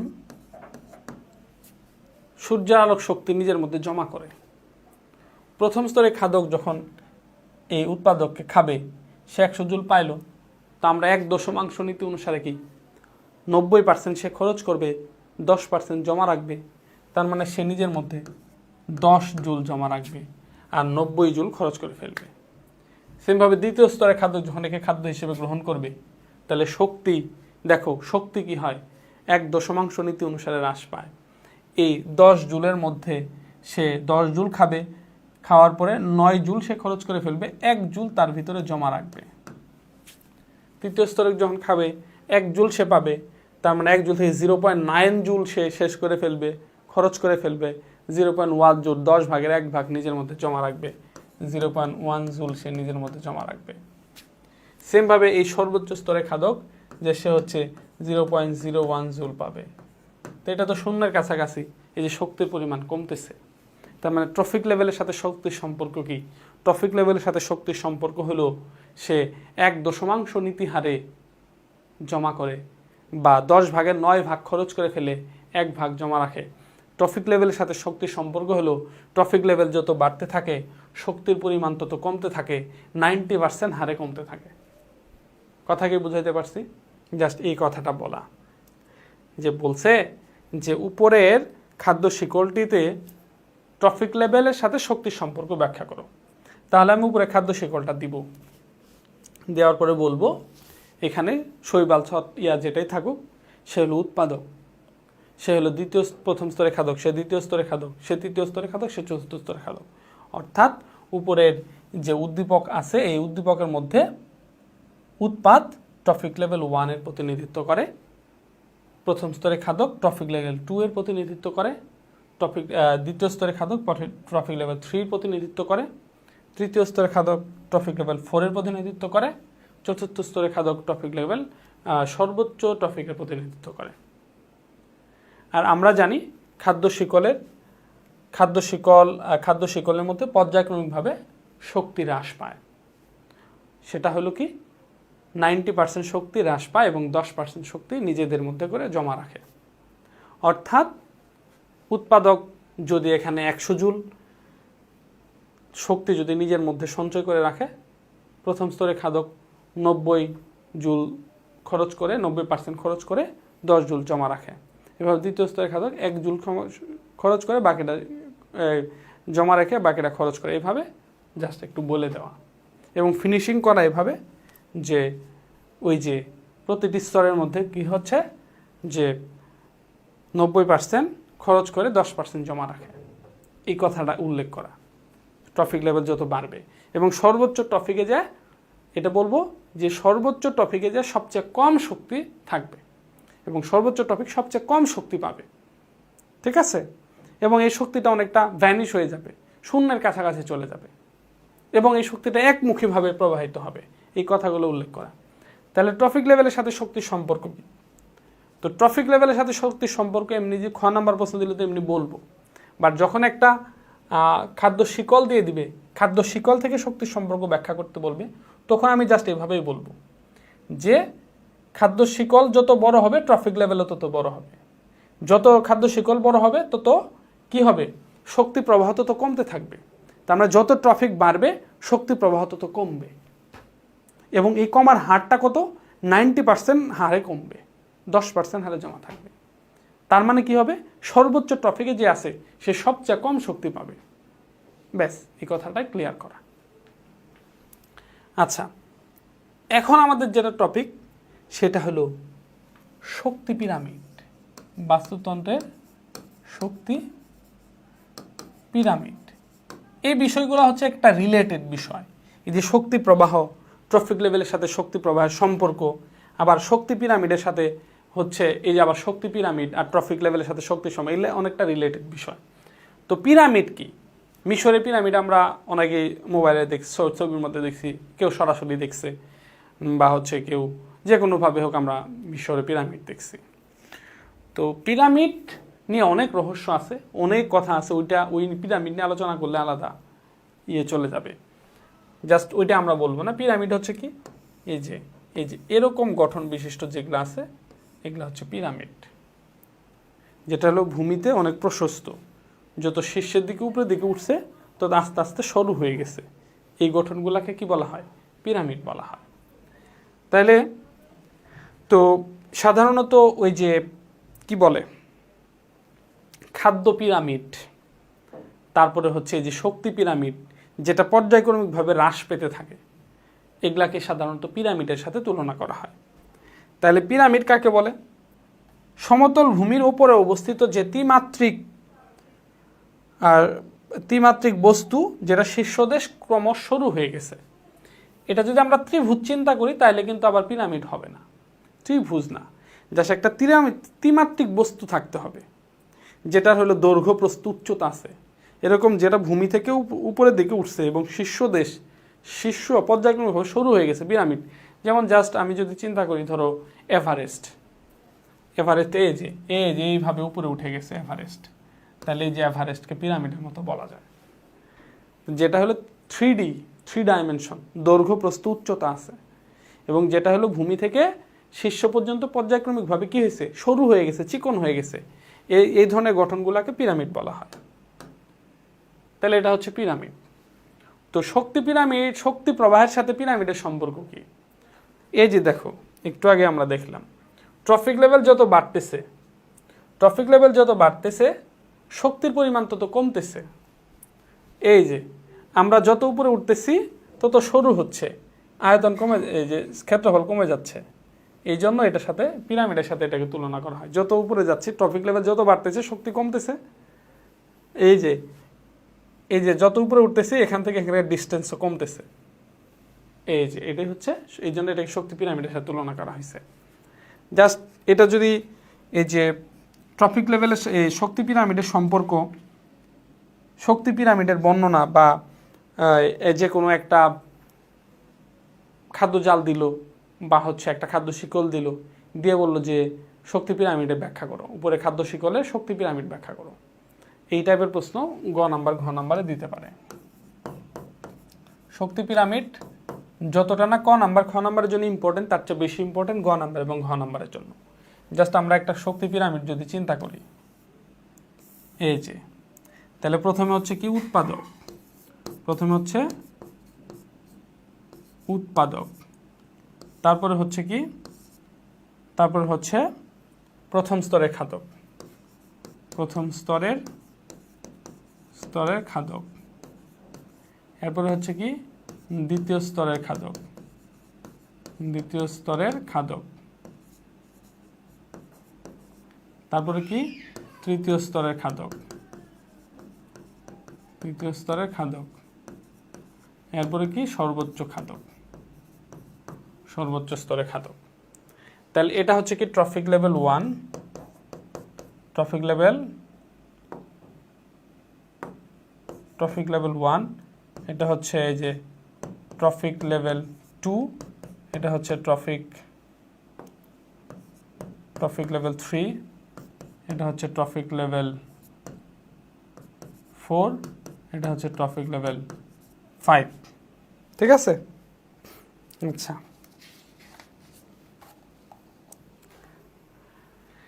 এরপরে হচ্ছে আমরা যদি, যেহেতু এটা বলছে শক্তি পিরামিড, তাহলে আমরা দেখাবো যে উৎপাদকের মধ্যে সবচেয়ে বেশি শক্তি, প্রথম স্তরের মধ্যে আস্তে আস্তে শক্তি পরিমাণ কমতেছে, রাইট? তাহলে উৎপাদক যদি 100 জুল শক্তি যদি জমা করে, তাহলে প্রথম স্তরের খাদক সে 10 জুল জমা করবে, দ্বিতীয় স্তরের খাদক সে 1 জুল জমা করবে, তৃতীয় স্তরের খাদক সে 0.1 জুল জমা করবে, সর্বোচ্চ খাদক 0.01 জুল জমা করবে। এই যে এখানে আমরা চিত্র দিব, চিত্র হচ্ছে কি শক্তি পিরামিড, শক্তি পিরামিড। ব্যাস, যখন আমার শক্তি পিরামিডের বর্ণনা বলবে আর আমি যখন এরকম একটা চিত্র দিয়ে দিব, তখনই আমার এখানে ফুল মার্কস কনফার্ম। 3-এর মধ্যে 3, 4-এর মধ্যে 4 কনফার্ম হয়ে যাবে। সো এই জন্য এই টার্মগুলো ভুল করা যাবে না, যে শক্তি পিরামিডের বর্ণনা আসছে অথচ আমি এরকম একটা চিত্র দেই নাই, এই মিস্টেকগুলো করা যাবে না, এটা সবসময় মাথায় রাখতে হবে। তাহলে অবশ্যই আমরা কি করব, শক্তি পিরামিড এই যেরকম একটা চিত্র দিয়ে তারপর বর্ণনা দিব। জাস্ট পিরামিড কি?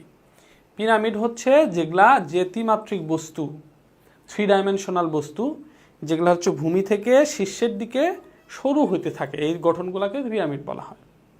আর আমাদের যদি খাদ্য শিকল যদি আমরা লক্ষ্য করি, এই যে কোনো খাদ্য শিকলের যদি আমরা শক্তি প্রবাহ লক্ষ্য করি, তাহলে এই যে ট্রফিক লেভেল বাড়ার সাথে সাথে জমাকৃত খাদ্যর পরিমাণ কমতে থাকে।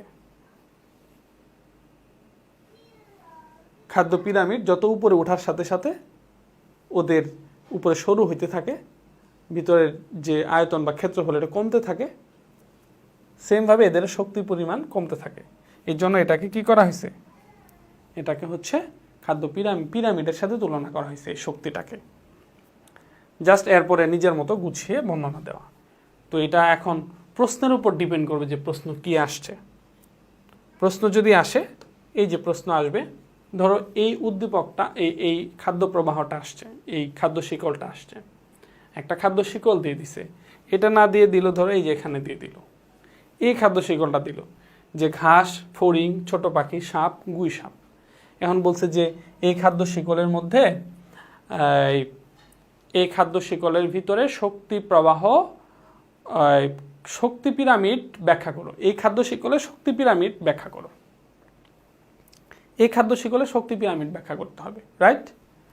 তাহলে হচ্ছে যে আমি কি করব, এই যে আমি এটা লিখছি, তাহলে উৎপাদকে আমি কি লিখবো, উৎপাদকে লিখবো হচ্ছে ঘাস, প্রথম স্তরের খাদকে লিখবো হচ্ছে আমি ফড়িং, দ্বিতীয় স্তরের খাদকে আমি লিখবো হচ্ছে ওই যে ফড়িংয়ের পরে গিয়ে ছোট পাখি, তৃতীয় স্তরের খাদকে আমি লিখবো সাপ, চতুর্থ স্তরের খাদকে লিখবো গুই সাপ। ঠিক আছে? তারপরে আমি এটার শক্তি পিরামিড ব্যাখ্যা করব, যে উৎপাদকের মধ্যে সবচেয়ে বেশি শক্তি জমা থাকে, দ্বিতীয় স্তরে এইভাবে আস্তে আস্তে কমতে থাকে। এই যে এটা দিয়ে ব্যাখ্যা করব। জাস্ট প্রশ্নের সাথে ডিপেন্ড করবে, প্রশ্নের উপর ডিপেন্ড করবে যেটা আমার প্রশ্নের মধ্যে কী চাইছে। এখানে আর একটা গুরুত্বপূর্ণ বিষয় লক্ষ্য রাখতে হবে যে শুধু যে একটা খাদ্য শিকল দিয়ে দিবে তা না, শুধু একটা খাদ্য শিকল দিবে তা না। তো এখানে অনেকগুলা খাদ্য জাল, একটা খাদ্য জালে দিয়ে দিতে পারে, একটা খাদ্য জাল দিয়ে দিতে পারে, বা হচ্ছে অনেকগুলা জীব উল্লেখ করে দিতে পারে যে ছোট পাখি, শৈবাল, ফাইটোপ্লাঙ্কটন, উদ্ভিদ, অনেক কিছু উল্লেখ করে দিতে পারে, ছোট মাছ, বড় মাছ, বা হচ্ছে ছোট পাখি, বাজ পাখি, অনেকগুলা এখানে থাকতে পারে উদ্দীপকের মধ্যে। এখন বলতে পারে এই জীবগুলা থেকে বা উদ্দীপক থেকে হচ্ছে শক্তি পিরামিড ব্যাখ্যা করো, উদ্দীপক থেকে শক্তি পিরামিড ব্যাখ্যা করো, এই টাইপের একটা প্রশ্ন দিতে পারে। তাহলে অনেকগুলো জীব যখন থাকবে সেখান থেকে শক্তি পিরামিড ব্যাখ্যা করতে হবে। তাহলে আমি কি করব, এই যে উৎপাদক সবার নিচে থাকবে, তো যতগুলা জীব আছে সেখান থেকে যারা যারা উৎপাদক কারা, যেমন সবুজ উদ্ভিদ যারা, শৈবাল, তারপরে ফাইটোপ্লাঙ্কটন, এগুলো যদি থাকে এগুলো উৎপাদকের মধ্যে হবে, তখন উৎপাদকের জায়গায় আমরা ওই নামগুলা লিখব, উৎপাদক দিয়ে ওদের নামগুলা লিখব। তারপরে আমরা দেখব ওখানে প্রথম স্তরের খাদকের মধ্যে কারা পড়ে তাদের নাম লিখব, দ্বিতীয় স্তরের খাদকে কারা পড়ে তাদের নাম লিখব, এভাবে সর্বোচ্চ স্তরের খাদকে কারা পড়ে তাদের নাম লিখব, লিখে যে শক্তি পিরামিড সাজাবো। তো এটা সাজালেই আমরা হচ্ছে ওই সৃজনশীলের মধ্যে ওই প্রশ্নটার মধ্যে 3-3 কনফার্ম হবে, 4-4 কনফার্ম হবে। এরপরে নিজের মতো করে একটু সাজিয়ে গুছিয়ে বর্ণনা দেওয়া, যেখানে এরা উৎপাদক হিসেবে কাজ করছে, এরা প্রথম স্তরের খাদক, এরা দ্বিতীয় স্তরের খাদক, উৎপাদক ট্রফিক 1, তার প্রথম স্তরের খাদক এরা হচ্ছে ট্রফিক লেভেল 2 এর প্রতিনিধিত্ব করে, এরা 3, এবং এইভাবে সর্বোচ্চ ট্রফিকের প্রতিনিধিত্ব করে। আর এদের মধ্যে শক্তি প্রবাহ 1 নীতি হারে জমা করে, আর তার মানে এরা শতকরা 90% হচ্ছে ট্রফিক লেভেল যত বাড়তে থাকবে শতকরা 90% শক্তি অপচয় হতে থাকবে, অর্থাৎ ট্রফিক লেভেল বাড়ার সাথে সাথে শক্তির পরিমাণ হ্রাস পেতে থাকবে।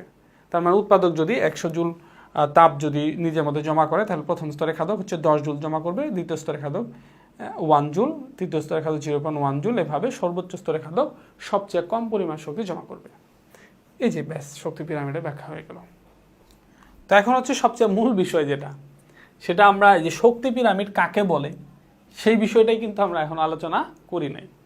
তো শক্তি পিরামিড কাকে বলে এটার যদি আমরা সংজ্ঞাটা একটু ক্লিয়ার করি, যে একই ধারে ক নাম্বার, খ নাম্বার বা হচ্ছে শর্ট কোশ্চেন আসতে পারে যে শক্তি পিরামিড কি, শক্তি পিরামিড বলতে কি বোঝায়, শক্তি পিরামিড কাকে বলে। তাহলে শক্তি পিরামিড আমরা জানলাম কি, এই যে একটা খাদ্য শিকলের মধ্যে বিভিন্ন স্তরের খাদকের মধ্যে শক্তি সঞ্চয় এবং শক্তি প্রবাহ, এবং এটাকে আমরা কি করলাম, ছক আকারে প্রকাশ করলাম, রাইট? এটা অবশ্যই একটা ছক, এবং এই ছকটাতে কি দেখানো হয়েছে, এই ছকটাতে দেখানো হয়েছে যে কি পরিমাণ শক্তি সঞ্চয় করে প্রত্যেকটা স্তরের খাদক, বা প্রত্যেকটা স্তর কি পরিমাণ শক্তি সঞ্চয় করে। একটা জিনিস দেখানো হলো কি পরিমাণ শক্তি কি করে, সঞ্চয় করে, এবং হচ্ছে কি পরিমাণ শক্তি স্থানান্তর করে, এবং এটাকে ছক আকারে দেখানো হচ্ছে কি শক্তি পিরামিড। তাহলে আমরা সংজ্ঞাটা কিভাবে লিখতে পারি, সংজ্ঞাটা লিখতে পারি হচ্ছে বাস্তুতন্ত্রের বা খাদ্য শিকলের প্রতিটি স্তরের, কিভাবে এটাকে বলা যায়, এটাকে বলা যায় হচ্ছে খাদ্য শিকলের প্রতিটি ট্রফিক লেভেল, খাদ্য শিকলের প্রতিটি ট্রফিক লেভেল কি পরিমাণ কি পরিমাণ শক্তি সঞ্চয় করে এবং শক্তি স্থানান্তর করে, তাকে ছক আকারে প্রকাশ করাকে খাদ্য পিরামিড বলে। খাদ্য পিরামিড কাকে বলে, তাহলে ক নাম্বারের ক্ষেত্রে সংজ্ঞা যদি আমরা বলি, তাহলে হচ্ছে যে খাদ্য শিকলের প্রতিটি ট্রফিক লেভেল, খাদ্য শিকলের প্রতিটি ট্রফিক লেভেল কি পরিমাণ খাদ্য সঞ্চয় করে ও কি পরিমাণ শক্তি কি করে, স্থানান্তর করে। তাহলে শক্তি একটা হলো সঞ্চয় আর একটা হচ্ছে স্থানান্তর, স্থানান্তরের বিন্যাস ছককে হচ্ছে কি বলে, এই যে শক্তি পিরামিড বলে, শক্তি পিরামিড বলে। এই যে হলো এই যে এই কথাগুলো আমার লাগবে, একটা হলো সঞ্চয়, স্থানান্তর এবং বিন্যাস, সঞ্চয় ও স্থানান্তরের বিন্যাস ছক। তাহলে একটা খাদ্য শিকলের প্রতিটি ট্রফিক লেভেলের, খাদ্য শিকলের প্রতিটি ট্রফিক লেভেলের শক্তি সঞ্চয় ও স্থানান্তরের বিন্যাস ছককে শক্তি পিরামিড বলে। ভালো করে সংজ্ঞাটা খেয়াল করো। খাদ্য শিকলের প্রতিটি ট্রফিক লেভেলের প্রতিটি ট্রফিক লেভেলের শক্তি সঞ্চয় ও স্থানান্তরের বিন্যাস ছককে শক্তি পিরামিড বলে। খাদ্য শিকলের প্রতিটি ট্রফিক লেভেলের শক্তি সঞ্চয় ও স্থানান্তরের বিন্যাস ছককে ট্রফিক লেভেল শক্তি পিরামিড বলে। তো সংজ্ঞাটা ক্লিয়ার হলো। এখন যদি খ নাম্বারে বা শর্ট কোশ্চেনে আসে তাহলে আমরা সংজ্ঞা দেওয়ার পাশাপাশি কি লিখব? তাহলে সংজ্ঞাটা কি? খাদ্য শিকলের প্রতিটি ট্রফিক লেভেলের শক্তি সঞ্চয় ও স্থানান্তরের বিন্যাস ছককে শক্তি পিরামিড বলে। এর পরবর্তীতে হচ্ছে আমরা এই যেরকম একটা শক্তি পিরামিডের চিত্র দিয়ে দিতে পারি, দিয়ে 2-3টা লাইন কথা লিখে দিতে পারি, খুব সুন্দর হবে, বেস্ট হবে। ঘ নাম্বারে তো এটা মাস্ট বি দিবই। তাহলে কি কথাটা লিখব? যে খাদ্য শিকলের প্রত্যেকটা ট্রফিক লেভেল অর্থাৎ উৎপাদক থেকে শুরু করে প্রথম স্তরে খাদক, দ্বিতীয় স্তরে খাদক, তৃতীয় স্তরে খাদক এবং সর্বোচ্চ স্তরে খাদক পর্যন্ত, যে এরা হচ্ছে কি পরিমাণ শক্তি নিজেদের ভিতরে সঞ্চয় করে রাখে এবং কি পরিমাণ শক্তি তারা পরবর্তী স্তরের খাদকের মধ্যে স্থানান্তর করে। এটাকে যদি বিন্যাস ছক আকারে প্রকাশ করা হয়, এটি হচ্ছে শক্তি পিরামিড। এবং এখানে লিখে দিতে পারো যে শক্তি পিরামিডে ট্রফিক লেভেল বাড়ার সাথে সাথে শক্তির পরিমাণ হ্রাস পেতে থাকে, তাই এটাকে পিরামিডের সাথে চিন্তা করার দরকার নেই। ওকে, তাহলে দেখো খ নাম্বারের জন্য প্রথমে আমি সংজ্ঞা দিব, সংজ্ঞার পরে আমি কি করব? কয়েকটা কথা লিখে দিব যে প্রতিটি ট্রফিক লেভেল বাড়ার সাথে সাথে উৎপাদক হতে শুরু করে প্রথম স্তরে খাদক, দ্বিতীয় স্তরে খাদক, তৃতীয় স্তরে খাদক, এভাবে খাদ্য শক্তি প্রত্যেকটা স্তর সঞ্চয় করে এবং হচ্ছে পরবর্তী স্তরের খাদকের ভিতরে এই শক্তি স্থানান্তর করে। তো এটাকেই বিন্যাস, এই খাদ্য শক্তি সঞ্চয় এবং হচ্ছে স্থানান্তরকে বিন্যাস ছক আকারে প্রকাশ করাই হচ্ছে শক্তি পিরামিড। শক্তি পিরামিডে ট্রফিক লেভেল বাড়ার সাথে সাথে শক্তির পরিমাণ হ্রাস পেতে থাকে বলে দিও, বা ওখানে যদি আরও এইভাবে বলে দাও যে শক্তি পিরামিডে ট্রফিক লেভেল বাড়ার সাথে সাথে 10% শক্তি তারা নিজেদের মধ্যে সঞ্চয় করে এবং হচ্ছে 90% শক্তি তারা খরচ করে ফেলে। এভাবে উল্লেখ করে দিলেও হবে, ভালো হবে, কোনো সমস্যা নেই। আর যদি গ নাম্বার বা ঘ নাম্বার আসে তাহলে আমি প্রথমে ঘ নাম্বার যেটি আসুক প্রথমে শক্তি পিরামিডের সংজ্ঞা দিব, সংজ্ঞা দেওয়ার পরে ওই যে কথা একটু লিখবো, এই যে চিত্র আঁকবো, পরবর্তীতে ব্যাখ্যা করব, সেটা ব্যাখ্যা তো আগে দিলাম। এখন যদি এটা একটা খাদ্য শৃঙ্খল আকারে আসুক, একটা খাদ্য শৃঙ্খল দিয়ে সেটার ব্যাখ্যা দেখ, বা 3-4টা অনেকগুলা জীবের নাম দিল, এখান থেকে শক্তি পিরামিড তৈরি করো, তাহলে হচ্ছে ওইখান থেকে আমরা যে শক্তি পিরামিড তৈরি করব উৎপাদকের মধ্যে নাম দিব, প্রথম স্তরে খাদকে যারা পরে দিব, দ্বিতীয় স্তরে খাদকে যারা পরে দিব, এভাবে পর্যায়ক্রমে দিয়ে দিলাম, ব্যাস হয়ে গেল। তাহলে হচ্ছে মোটামুটি আজকে আমরা কী আলোচনা করছি? আমরা অনেকগুলা টপিক আলোচনা করছি।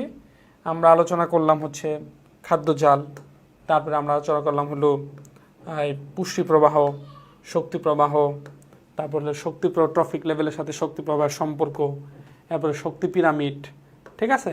আচ্ছা, তো এখন আমরা যে টপিকটা আলোচনা করব সেটা হচ্ছে একটু রিডিং টাইপের, এবং হচ্ছে এটা একটু নিজেরা বেশি বেশি রিডিং পড়বা।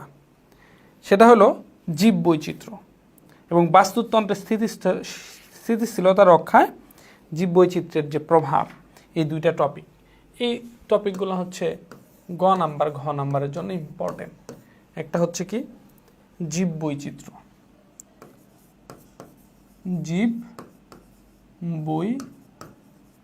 জীব বৈচিত্র্য, এবং আরেকটা হচ্ছে কি বাস্তুতন্ত্রের স্থিতিশীলতা রক্ষায় জীব বৈচিত্র্যের প্রভাব। ঘ নাম্বারের জন্য এই প্রশ্নটা বেশি ইম্পর্টেন্ট। সেটা হচ্ছে কি বাস্তুতন্ত্রের স্থিতিশীলতা রক্ষায় স্থিতিশীলতা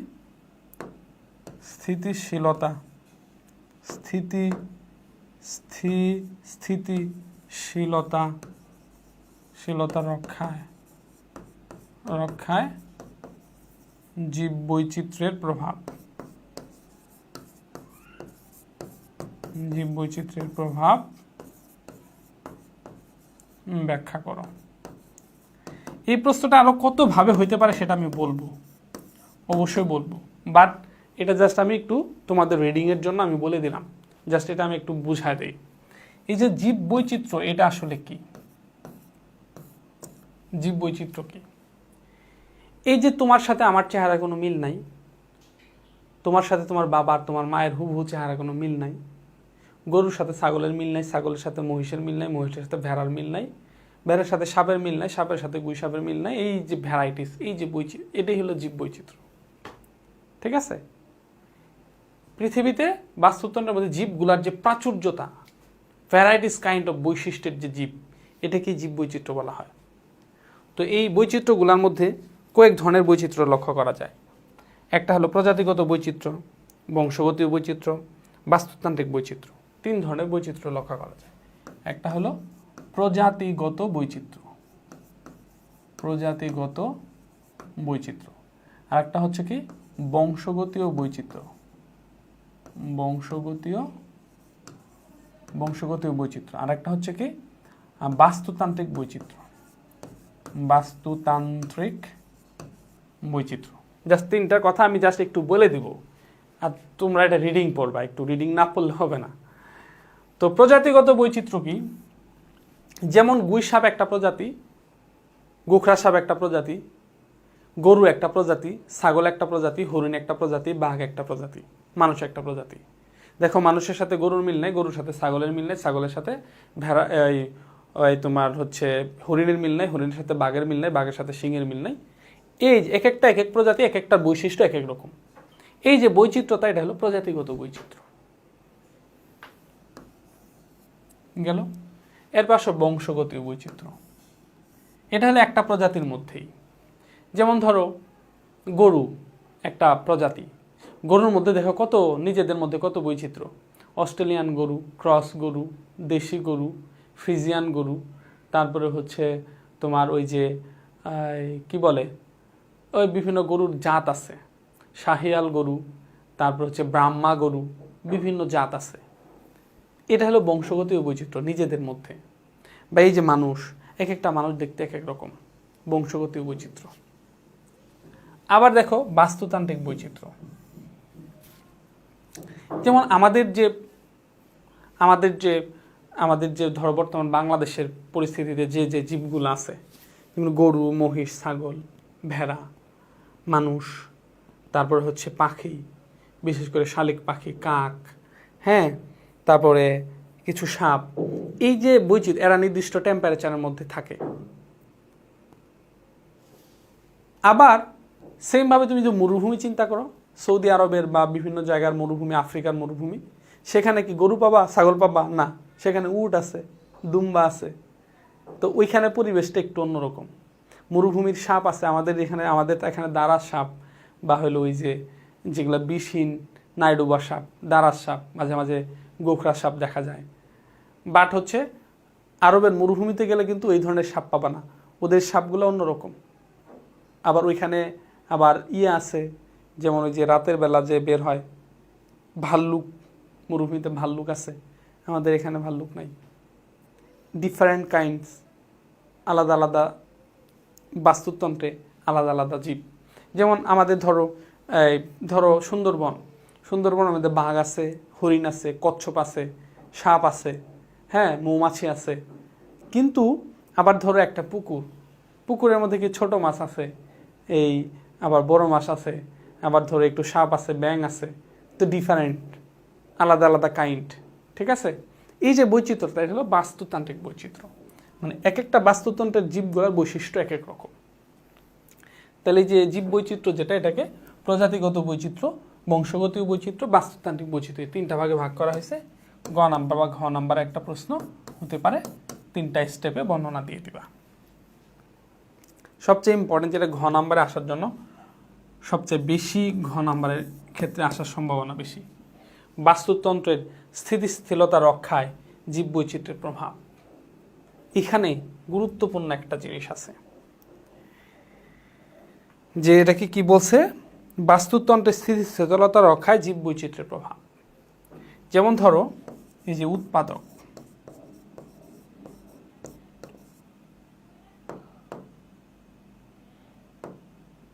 উৎপাদক প্রথম স্তরের খাদক, এরপরে দ্বিতীয় স্তরের খাদক, এরপরে তৃতীয় স্তরের খাদক, এরপরে হচ্ছে সর্বোচ্চ স্তরের খাদক। এখন তোমাকে এখান থেকে যে প্রশ্নটা দিবে এটা আগে বুঝো। বাস্তুতন্ত্রের স্থিতিশীলতা রক্ষায় জীববৈচিত্র্য, এটা রিডিং পড়বা। দু একবার রিডিং পড়লে বুঝবা যে আমাদের কাছে মনে হয় মশার মনে হয় কোনো দরকার নাই, আমাদের কাছে মনে হয় ব্যাঙের কোনো দরকার নাই, আমাদের কাছে মনে হয় যে চিন বা শকুনের মনে হয় কোনো দরকার নাই, কুকুরের মনে হয় কোনো দরকার নাই। কিন্তু আসলে দেখবা বাস্তুতন্ত্রের মধ্যে যে যে পরিবেশের সাথে সেট হয়ে গেছে ও ওই পরিবেশের সাথে দরকারি, প্রত্যেকটা জীব দরকারি, প্রত্যেকটা জীব দরকারি। কোনো অদরকারি জীব একটা বাস্তুতন্ত্রের মধ্যে সেট হতে পারবে না। তো হঠাৎ করে একটা বাস্তুতন্ত্রের একটা জায়গা থেকে যদি একটা জীবকে সরায় নেওয়া হয় তাহলে কিন্তু ওই বাস্তুতন্ত্রের প্রভাব পড়বে, বাস্তুতন্ত্রটা ইমব্যালেন্স হয়ে যাবে, আস্তে আস্তে নষ্ট হয়ে যাবে। প্রত্যেকটা জীব বাস্তুতন্ত্রের, এই জন্য এটাকে বলছে কি বাস্তুতন্ত্রের স্থিতিশীলতা রক্ষায় জীব বৈচিত্র্যের প্রভাব, যে জীবগুলা যেখানে আছে তাকে সেখানে সেভাবে বাস করতে দিতে হবে। যদি কোনো জীবকে আমরা নির্দিষ্ট পরিবেশ থেকে হঠাৎ করে সরায় নেই তাহলে ওই বাস্তুতন্ত্রের মধ্যে প্রভাব পড়বে। কিভাবে প্রভাব পড়বে সেটা হলো, এটা রিডিং পড়লে বুঝবা। ওই যে আমেরিকার যে একটা ইয়ের মধ্যে অনেকগুলা শামুক ছিল, ঝিনুক ছিল, ঝিনুকগুলা ময়লা পানিকে পরিষ্কার করতো। ওই পরিবেশে অনেক মাছ টাছ ছিল, সুন্দরভাবে একটা পরিবেশ ছিল। বাট কি করছে, একটা গোষ্ঠী গিয়ে ওই ঝিনুকগুলাকে সরায় ফেলছে, মুক্তা করাইতে গিয়ে হোক, যেটা করতে হোক, ঝিনুক সরায় ফেলছে। বা অনেকে আবার ঝিনুকে খায়ও, আবার খাদ্য হিসেবে খায়। মানে কি বলে, খাওয়ার আর জিনিস নাই তো, এখন ওরা তো আর ধর্মকর্ম মানে না, তো জাস্ট ঝিনুক টিনুক খেয়ে ওটা শেষ করছে। তো ঝিনুক শেষ হওয়ার পরে কি হয়েছে, ওই ময়লা পানি পরিষ্কার করার আর কেউ নাই। ঝিনুকরা কি করতো, ময়লা পানি খেয়ে পরিষ্কার করে নিত। এখন এই নর্দমায় এত দূষিত হয়েছে, এত ময়লা হয়েছে যে ওইখানে আর কোনো মাছ, কোনো জীবজন্তু বাস করার মতো উপযোগী না। তাইলে এই যে ঝিনুক, এটা ওই পরিবেশের সাথে ওই বাস্তুতন্ত্রকে রক্ষার ক্ষেত্রে কাজ করছে। তো পরীক্ষাটা প্রশ্নটা কিভাবে আসবে, সরাসরি এইভাবে প্রশ্ন আসতে পারে, এটা বর্ণনামূলক দিবা। বাট এই জায়গা থেকে প্রশ্নটা ঘুরায় দেয়। এই যে একটা খাদ্য শিকল দিয়ে দিছে, একটা খাদ্য শিকল দিয়ে দিছে, এই খাদ্য শিকলের মধ্যে এখন বলবে যে এখানে আমি তো প্রথম স্তরের খাদ্য, দ্বিতীয় স্তরের খাদ্য এইভাবে দিছি। বাট এভাবে বলে দিতে পারে উৎপাদক, এটা হলো হরিণ, এটা বাঘ, এভাবে কিছু একটা দিতে পারতো। রিয়েলি একটা খাদ্য শিকল দিতে পারতো। যেমন হচ্ছে এই যে এখানে একটা খাদ্য শিকল আমরা দেখাইছি, এই যে এই খাদ্য শিকলটা দিয়ে পারে, ধরে এই খাদ্য শিকলটাই দিছে, এটাই দিছে, দিয়ে আমাকে বলল যে এই খাদ্য শিকল থেকে হঠাৎ করে যদি ফড়িংকে সরায় নেওয়া হয় বা হচ্ছে ফড়িংয়ের পরিমাণ বৃদ্ধি করা হয় তাহলে এটা কিভাবে প্রভাব পড়বে। কথা কি বুঝতে পারছি? বা আমাকে বলল যে কোনো একটা খাদ্য শিকল থেকে বা একটা বাস্তুতন্ত্র থেকে যে কোনো একটা স্তরের খাদকের পরিমাণ যদি বৃদ্ধি করা হয় বা হ্রাস করা হয় তাহলে কিভাবে প্রভাব পড়বে। পরীক্ষার মধ্যে বৃদ্ধিও দিতে পারে, হ্রাসও দিতে পারে। বৃদ্ধি হোক বা হ্রাস হোক, বাস্তুতন্ত্র নষ্ট হয়ে যাবে, এটা প্রভাব পড়বে। কিভাবে পড়বে দেখো, যদি সরাসরি ফড়িংয়ের পরিমাণ কমায় দেওয়া হয়, ফড়িং যা আছে কমায় দিলাম, তো ফড়িংয়ের পরিমাণ যদি কমায় দিই, ছোট পাখির পরিমাণ আস্তে আস্তে কমে যাবে। কারণ ধরো 10টা ছোট পাখি আছে, 10টা ছোট পাখি যে পরিমাণ ফড়িং খাবার হিসেবে খায়, ফড়িং যদি কমে যায় তাহলে ওরা খাবারের অভাব পড়বে, খাওয়ার অভাব পড়বে, ছোট পাখির পরিমাণ আস্তে আস্তে কমে যাবে। ছোট পাখির পরিমাণ যদি কমে যায় তাহলে সাপের খাদ্যর অভাবে সাপও কমে যাবে, সাপ কমে যাওয়ার কারণে গুই সাপও কমে যাবে।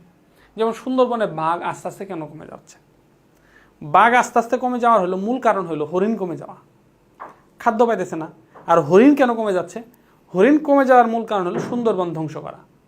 মানুষ কি করে, গাছ কাটতেছে, সুন্দরবনের গাছগুলা কেটে কেটে সুন্দরবনটাকে ধ্বংস করতেছে। তো এই সুন্দরবনে গাছ কাটার কারণে হরিণরা খাদ্য পাইতেছে না, খাদ্যের অভাবে হরিণ কমে যাচ্ছে, আর হরিণ কমে যাওয়ার কারণে রয়্যাল বেঙ্গল টাইগার কমে যাচ্ছে।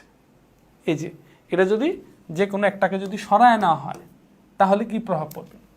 আবার যদি একটা পরিমাণকে হঠাৎ করে বৃদ্ধি করে দেওয়া হয়, হঠাৎ করে ছোট পাখির পরিমাণ আমরা বাড়ায় দিলাম, আগে 10টা ছিল এখন 20টা করে দিলাম, তো 20টা করে দেওয়ার কারণে কি হবে, এই ছোট পাখিটা কি করবে, তো 10টা মিলে যে কটা ফড়িং খেত 20টা মিলে, তখন এই ছোট পাখিরা এই ফড়িংকে আরো বেশি পরিমাণে খাবে, ফড়িংকে বেশি পরিমাণে খাবে। ফড়িং বেশি পরিমাণে খাওয়ার মাধ্যমে কি হবে, এক সময় এরা তো একটা ব্যালেন্স আকারে ছিল, যে 10টা ছোট পাখি যে পরিমাণ ফড়িং খাইতো আবার ওই পরিমাণ জন্ম দিয়ে আবার অতগুলো হয়তো আবার খাইতো, একটা ব্যালেন্স আকারে ছিল। কিন্তু একবার ফড়িংয়ের এই ছোট পাখির পরিমাণ বৃদ্ধি হওয়ার কারণে কি হলো, ওই ব্যালেন্স 10টা হয়ে গেলো, একবার সব ফড়িং রেখে ফেললো। তো একবার সব ফড়িং রেখে ফেললে কি হলো, এখানে একটা ঘাটতি পড়ে গেল, পরে এরা নিজেরাই খাদ্যের অভাবে পড়বে, খাদ্যের অভাবে পরে ছোট পাখি বিলুপ্ত হবে, পরে ছোট সাপ বিলুপ্ত হবে, আস্তে আস্তে বাস্তুতন্ত্র নষ্ট হয়ে যাবে। তার মানে হচ্ছে এই যে এটা হলো বাস্তুতন্ত্রের স্থিতিশীলতা রক্ষা, জীববৈচিত্র্যের প্রভাব, যে বাস্তুতন্ত্রের স্থিতিশীলতা রক্ষা করতে গেলে একটা বাস্তুতন্ত্র যেভাবে ব্যালেন্স হয়েছে প্রত্যেকটা উপাদানকে সেভাবেই রাখতে হবে, ওইখান থেকে হুট করে কোনো একটা উপাদানকে সরানো যাবে না, সরালেই বাস্তুতন্ত্র ইমব্যালেন্স হয়ে যাবে। যেমন ধরো প্রথম স্তরে খাদক, দ্বিতীয় স্তরে খাদক, তৃতীয় স্তরে খাদক, সর্বোচ্চ স্তরে খাদক। তার মানে এখানে আমার উদ্দীপক দেখে প্রশ্ন বলবে, এখন এটা বলুক আর এটা বলুক। এখন বলতে পারে যে এটা হঠাৎ করেই হ্রাস করা হলো, পরিবেশ থেকে সরায় নেওয়া হলে কি প্রভাব পড়বে, বাস্তুতন্ত্র নষ্ট হয়ে যাবে, আস্তে আস্তে বসবাস অপযোগী হয়ে যাবে, মানে জীবগুলো আস্তে আস্তে বিলুপ্ত হয়ে যাবে। বা হঠাৎ করে একটাকে ইনক্লুড করা হলে কি হবে, যেমন ধরো এটা হলো ধরো ঘাস, এটা হলো ঘাস, এটা হলো হরিণ, এটা হলো হরিণ। কি করা হয়েছে, হঠাৎ করে হরিণের পরিমাণ বৃদ্ধি করা হয়েছে, হরিণ বৃদ্ধি করলে সব ঘাস খেয়ে ফেলবে, তখন ঘাসের অভাব হবে, তখন আবার হরিণ অটোমেটিক মারা যাবে। আবার যদি হচ্ছে আমি যদি হরিণকে সরায় নিই, হরিণকে সরায় নিলে কি হবে, এই যে হরিণের পরে যেটা আছে ও হলো হরিণকে খাদ্য হবে, সে মারা যাবে, তারপরে যে আছে সে মারা যাবে, আস্তে আস্তে বিলুপ্ত হয়ে যাবে। সিস্টেম হলো এটা, এভাবে এটা একটু মাথায় রাখতে হবে। এটা একটু সুন্দর করে সাজায় গোছা আনসার করার চেষ্টা করবা, একটু বোর্ড কোশ্চেনগুলো যাচাই করবা, আর সহজ বায়োলজি বই যাদের কাছে আছে ওখানে দেখবা সুন্দর করে লেখা আছে।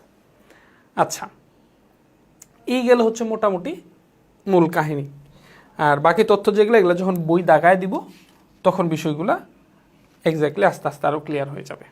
ঠিক আছে, সো আজকের ক্লাসটা হচ্ছে এই পর্যন্তই। এই দুইটা বিষয় একটু ভালো করে রিডিং পড়বা, বারবার বলতেছি একটু ভালো করে রিডিং পড়বা, এবং হচ্ছে একটা প্রশ্ন এরকমভাবে একটু প্র্যাকটিস করার চেষ্টা করবা, যে একটা বাস্তুতন্ত্রের মধ্যে যে একটা খাদ্য শিকলের ভেতর থেকে একটা উপাদানকে যদি সরায় দেওয়া হয়, একটা উদাহরণ আমি দিই, 2015-16 সালের দিকে হঠাৎ করে ঢাকা দক্ষিণ সিটি কর্পোরেশন এবং উত্তর সিটি কর্পোরেশন সিদ্ধান্ত নেয় যে শহরের কুকুরগুলাকে মেরে ফেলবে, কুকুর রাখবে না। এখন একটু ভালো করে দেখো, তখন যারা পরিবেশবিদ ছিল তারা এটা বাধা দিছিল যে এটা করা যাবে না, তাহলে বাস্তুতন্ত্রের মধ্যে প্রভাব ফেলবে। বাট ঢাকা সিটি কর্পোরেশন, উত্তর সিটি আর দক্ষিণ সিটি কর্পোরেশনের যে মেয়র, ওরা তার বাস্তুতন্ত্র বুঝে না, এবং তারা 1 লক্ষ কুকুরকে মেরে ফেলছে, 1 লক্ষ কুকুরকে মেরে ফেলছে।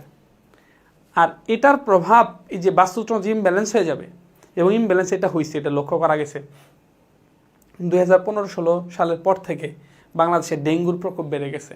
এখন দেখবা ডেঙ্গু সিজন আসলেই শত শত মানুষ ডেঙ্গুতে মারা যাচ্ছে। যদিও মানুষ চিকিৎসায় উন্নত, চিকিৎসা নেয়, মানুষের বিবেক বোধ আছে, যার কারণে ঢাকা শহরের বাস্তুতন্ত্র এখনও টিকে আছে। কিন্তু এই যে বাস্তুতন্ত্র যে ইমব্যালেন্স হবে, এটা একটা দীর্ঘমেয়াদী প্রক্রিয়া, এমন না যে 2-3 বছরের মধ্যে। এটা দেখা গেছে যে 20-30 বছর, 40 বছর, 50 বছর। বাট এইটা যদি মানুষের মধ্যে না হয়ে যদি এমন একটা সম্প্রদায়ের মধ্যে ঘটতো যেখানে মানুষ না শুধু প্রাণী বাস করে, ওরা তো ট্রিটমেন্ট নিতে পারতো না। এইভাবে ঘটনাটা ডেঙ্গু কীভাবে বাড়লো দেখো, কুকুর সরানোর ফলে ডেঙ্গু কীভাবে বাড়ছে সেটার একটু ব্যাখ্যা দেই। সেটার ব্যাখ্যা হচ্ছে এই 1 লক্ষ কুকুরকে যে মেরে ফেলা হয়েছে, কুকুরের আসলে খাবার কি, কুকুর কি খায়? এই 1 লক্ষ কুকুর ঢাকা সিটি কর্পোরেশনের মূলত এরা হলো ওই পরিষ্কারক কর্মী ছিল। আমরা জানি যে আমাদের ঢাকা শহর কি পরিমাণ নোংরা, বসবাসের অযোগ্য। 140টা মেগা সিটির মধ্যে ঢাকা শহরের অবস্থান কখনো 139, কখনো 38, কখনো 140। অপরিষ্কারের দিক দিয়ে, অপরিচ্ছন্নতার দিক দিয়ে, বসবাসের অযোগ্যতার দিক দিয়ে প্রথম হয়, দ্বিতীয় হয় অথবা তৃতীয় থাকে সারা ওয়ার্ল্ডের মধ্যে। তাইলে এই 1 লক্ষ কুকুর এরা কি করছে? পরিষ্কারক কর্মী ছিল। এরা হলো মলমূত্র বিষটা এগুলা খাইতো, খায় শহরটাকে পরিষ্কার রাখতো। যেহেতু হোটেলের যত বজ্র ময়লা, পচা ভাত, পোলাও, বিভিন্ন কমিউনিটি সেন্টারের দোকানের আশেপাশে যত ময়লা, বজ্র বিষটা সব কিছু মানুষ যে ফেলে দেয়, ঢাকা শহরের মানুষ কই ফেলে দেয়? ওই জানলা দিয়ে নিচে ফেলে দেয়, বাড়ির এক চিপায় চিপায় ফেলে দেয়, রাস্তার পাশে ফেলে দেয়। যারা ঢাকা শহরে জানো কি পরিমাণ ময়লা, তোমরা জানো। ময়লার ভাগার, রাস্তার পাশে ময়লার ভাগার দিয়ে গন্ধে থাকা যায় না, কুকুর টুকুর যায়, ওগুলো পরিষ্কার করে। একটা কুকুর যদি ডেইলি যদি 3 কেজি ময়লাও পরিষ্কার করে, 3 কেজি খাবারও যদি খায়, তাহলে 3 লক্ষ কেজি ময়লা প্রতিদিন তারা পরিষ্কার করত। আর এই 1 লক্ষ কুকুরকে মেরে ফেলার কারণে, আর আমাদের তো সিটি কর্পোরেশন তো এই যে ময়লা একদিন নিয়ে যায়, 7 দিনের মধ্যে এদের ময়লা নেওয়ার কোনো খবর নাই। তো এই 7 দিন ময়লা ঘরের মধ্যে রাখা যায়, আর কি করে? আমরা যেটা করি, বাইরে ফেলে দিই, বা একটু দূরে নিয়ে যা ফেলে দিই। বাট একটু দূরে নিয়ে গিয়ে ফেলে গেলে এটুকু হলেও ওখান থেকে তো গন্ধ ছড়াবেই, স্বাভাবিক বিষয়। তাইলে আমাদের তো কর্মী নাই। তাহলে এই যে প্রতিদিন 3 লক্ষ, আর এটা হলে এমন ময়লা কুকুর খাইতো যে ময়লা পরিষ্কার করার কেউ নাই। হোটেলের ময়লা, পচা ভাত হোটেলের পাশে ফেলে দিছে, এটা কে পরিষ্কার করবে? ময়লা আল্লাহ জীবন এটা পরিষ্কার করবে যে ময়লা নিতে আসে না? ময়লা নিয়ে সেটাই যেটা দামের মধ্যে রাখবে সেটা সে নিয়ে যাবে, নিয়ে যা কই ফেলাবে? ওই ময়লার ভাগারে ফেলাবে, ওইখানে যা কুত্তা আছে ওইটা আরও খাবে। তাহলে প্রতিদিন 3 লক্ষ কেজি ময়লা, এবং যে ময়লাটা কখনো পরিষ্কার হওয়ার না সেটা পরিষ্কার করতো এই কুকুরেরা। যখন কুকুরকে মেরে ফেলা হলো, তাহলে 3 লক্ষ কেজি ময়লা প্রতিদিন বাড়তেছে। আর এই ময়লাগুলোর মধ্যে মশা জমতেছে, ডেঙ্গু। এই যে আস্তে আস্তে ডেঙ্গুর প্রকোপ ছড়ায় গেল, এটা আমার থিসিস। ঠিক আছে? কারণ হচ্ছে আমি যত শহর পরিষ্কার রাখবো মশা তত দূর হবে, আমি যত নোংরা রাখবো মশার পরিমাণ তত বাড়বে। তাহলে এই একটা সিদ্ধান্তের কারণে কিন্তু শত শত মানুষ কিন্তু মারা গেছে। এখন যদি ডেঙ্গুর ট্রিটমেন্ট যদি না থাকতো, মানুষের যদি অত বুদ্ধিমান না হইতো, বিবেকবোধ যদি না থাকতো, চিকিৎসা করার জ্ঞান, তাহলে কি হইতো? ডেঙ্গু আস্তে আস্তে এমন প্রকোপ হইতো, এখন শত শত হাজার হাজার লক্ষ লক্ষ মানুষ মারা যেত। একসময় 40, 50, 60, 70 বছর পরে যদি ডেঙ্গু চিকিৎসা না থাকতো, তাহলে কি হতো? এবং এই মশারি গায়ে দিতে হবে, মশা যেন না কামড়ায়, ভরসা যে এটা মানুষ যদি না জানতো, তাহলে কি হতো? এখন থেকে 60, 70 বা 100 বছর পরে দেখবো ঢাকা শহরে কোনো মানুষ নাই, বাস্তুতন্ত্র নষ্ট হয়ে গেছে। স্বাভাবিক, দিস ইজ দ্য সিস্টেম। এই জন্য একটা পরিবেশের ব্যালেন্স অবস্থায় যেভাবে পরিবেশটা গড়ে উঠছে, বাস্তুতন্ত্র প্রত্যেকটা উপাদান দরকারি। ঠিক আছে? ওই ধান ক্ষেতের ব্যাঙরে তুমি যদি মেরে ফেলো, হবে না, ধান ক্ষেতের আবাদ ভালো হবে না। কারণ ব্যাঙ প্রতিদিন অনেক পোকামাকড় খায়, তাহলে তোমার ধান ক্ষেতকে ব্যাঙ রক্ষা করতেছে। আবার ধরো তুমি হচ্ছে ইয়াকে মেরে ফেললা, শকুন, ঈগল, চিল, এদের মেরে ফেললা, ওরা কি করে? ইঁদুরকে ধরে ধরে খায়। যদি আমি চিলকে মেরে ফেলি বা চিল যদি না থাকে, তাহলে ইঁদুরের পরিমাণ বেড়ে যাবে। এটা সিস্টেম। বাস্তুতন্ত্রের প্রত্যেকটা উপাদান খুবই দরকারি। ওকে, আজকে কি কি আলোচনা করা হলো জাস্ট আমরা একটু রিভিউ করার চেষ্টা করি। আমরা আলোচনা করলাম হলো খাদ্য জাল, তারপর আলোচনা করলাম হলো পুষ্টি প্রবাহ, এরপরে আমরা শক্তি প্রবাহ, তারপর ট্রফিক লেভেলের সাথে শক্তি প্রবাহের সম্পর্ক, তারপর শক্তি পিরামিড, এবং সর্বশেষ আলোচনা করলাম হলো জীববৈচিত্র্য এবং বাস্তুতন্ত্রের স্থিতিশীলতা রক্ষায় জীববৈচিত্র্যের প্রভাব। তো আজকে পর্যন্তই, ভালো থাকো, পরবর্তী ক্লাসে আবার দেখা হচ্ছে। আসসালামু আলাইকুম।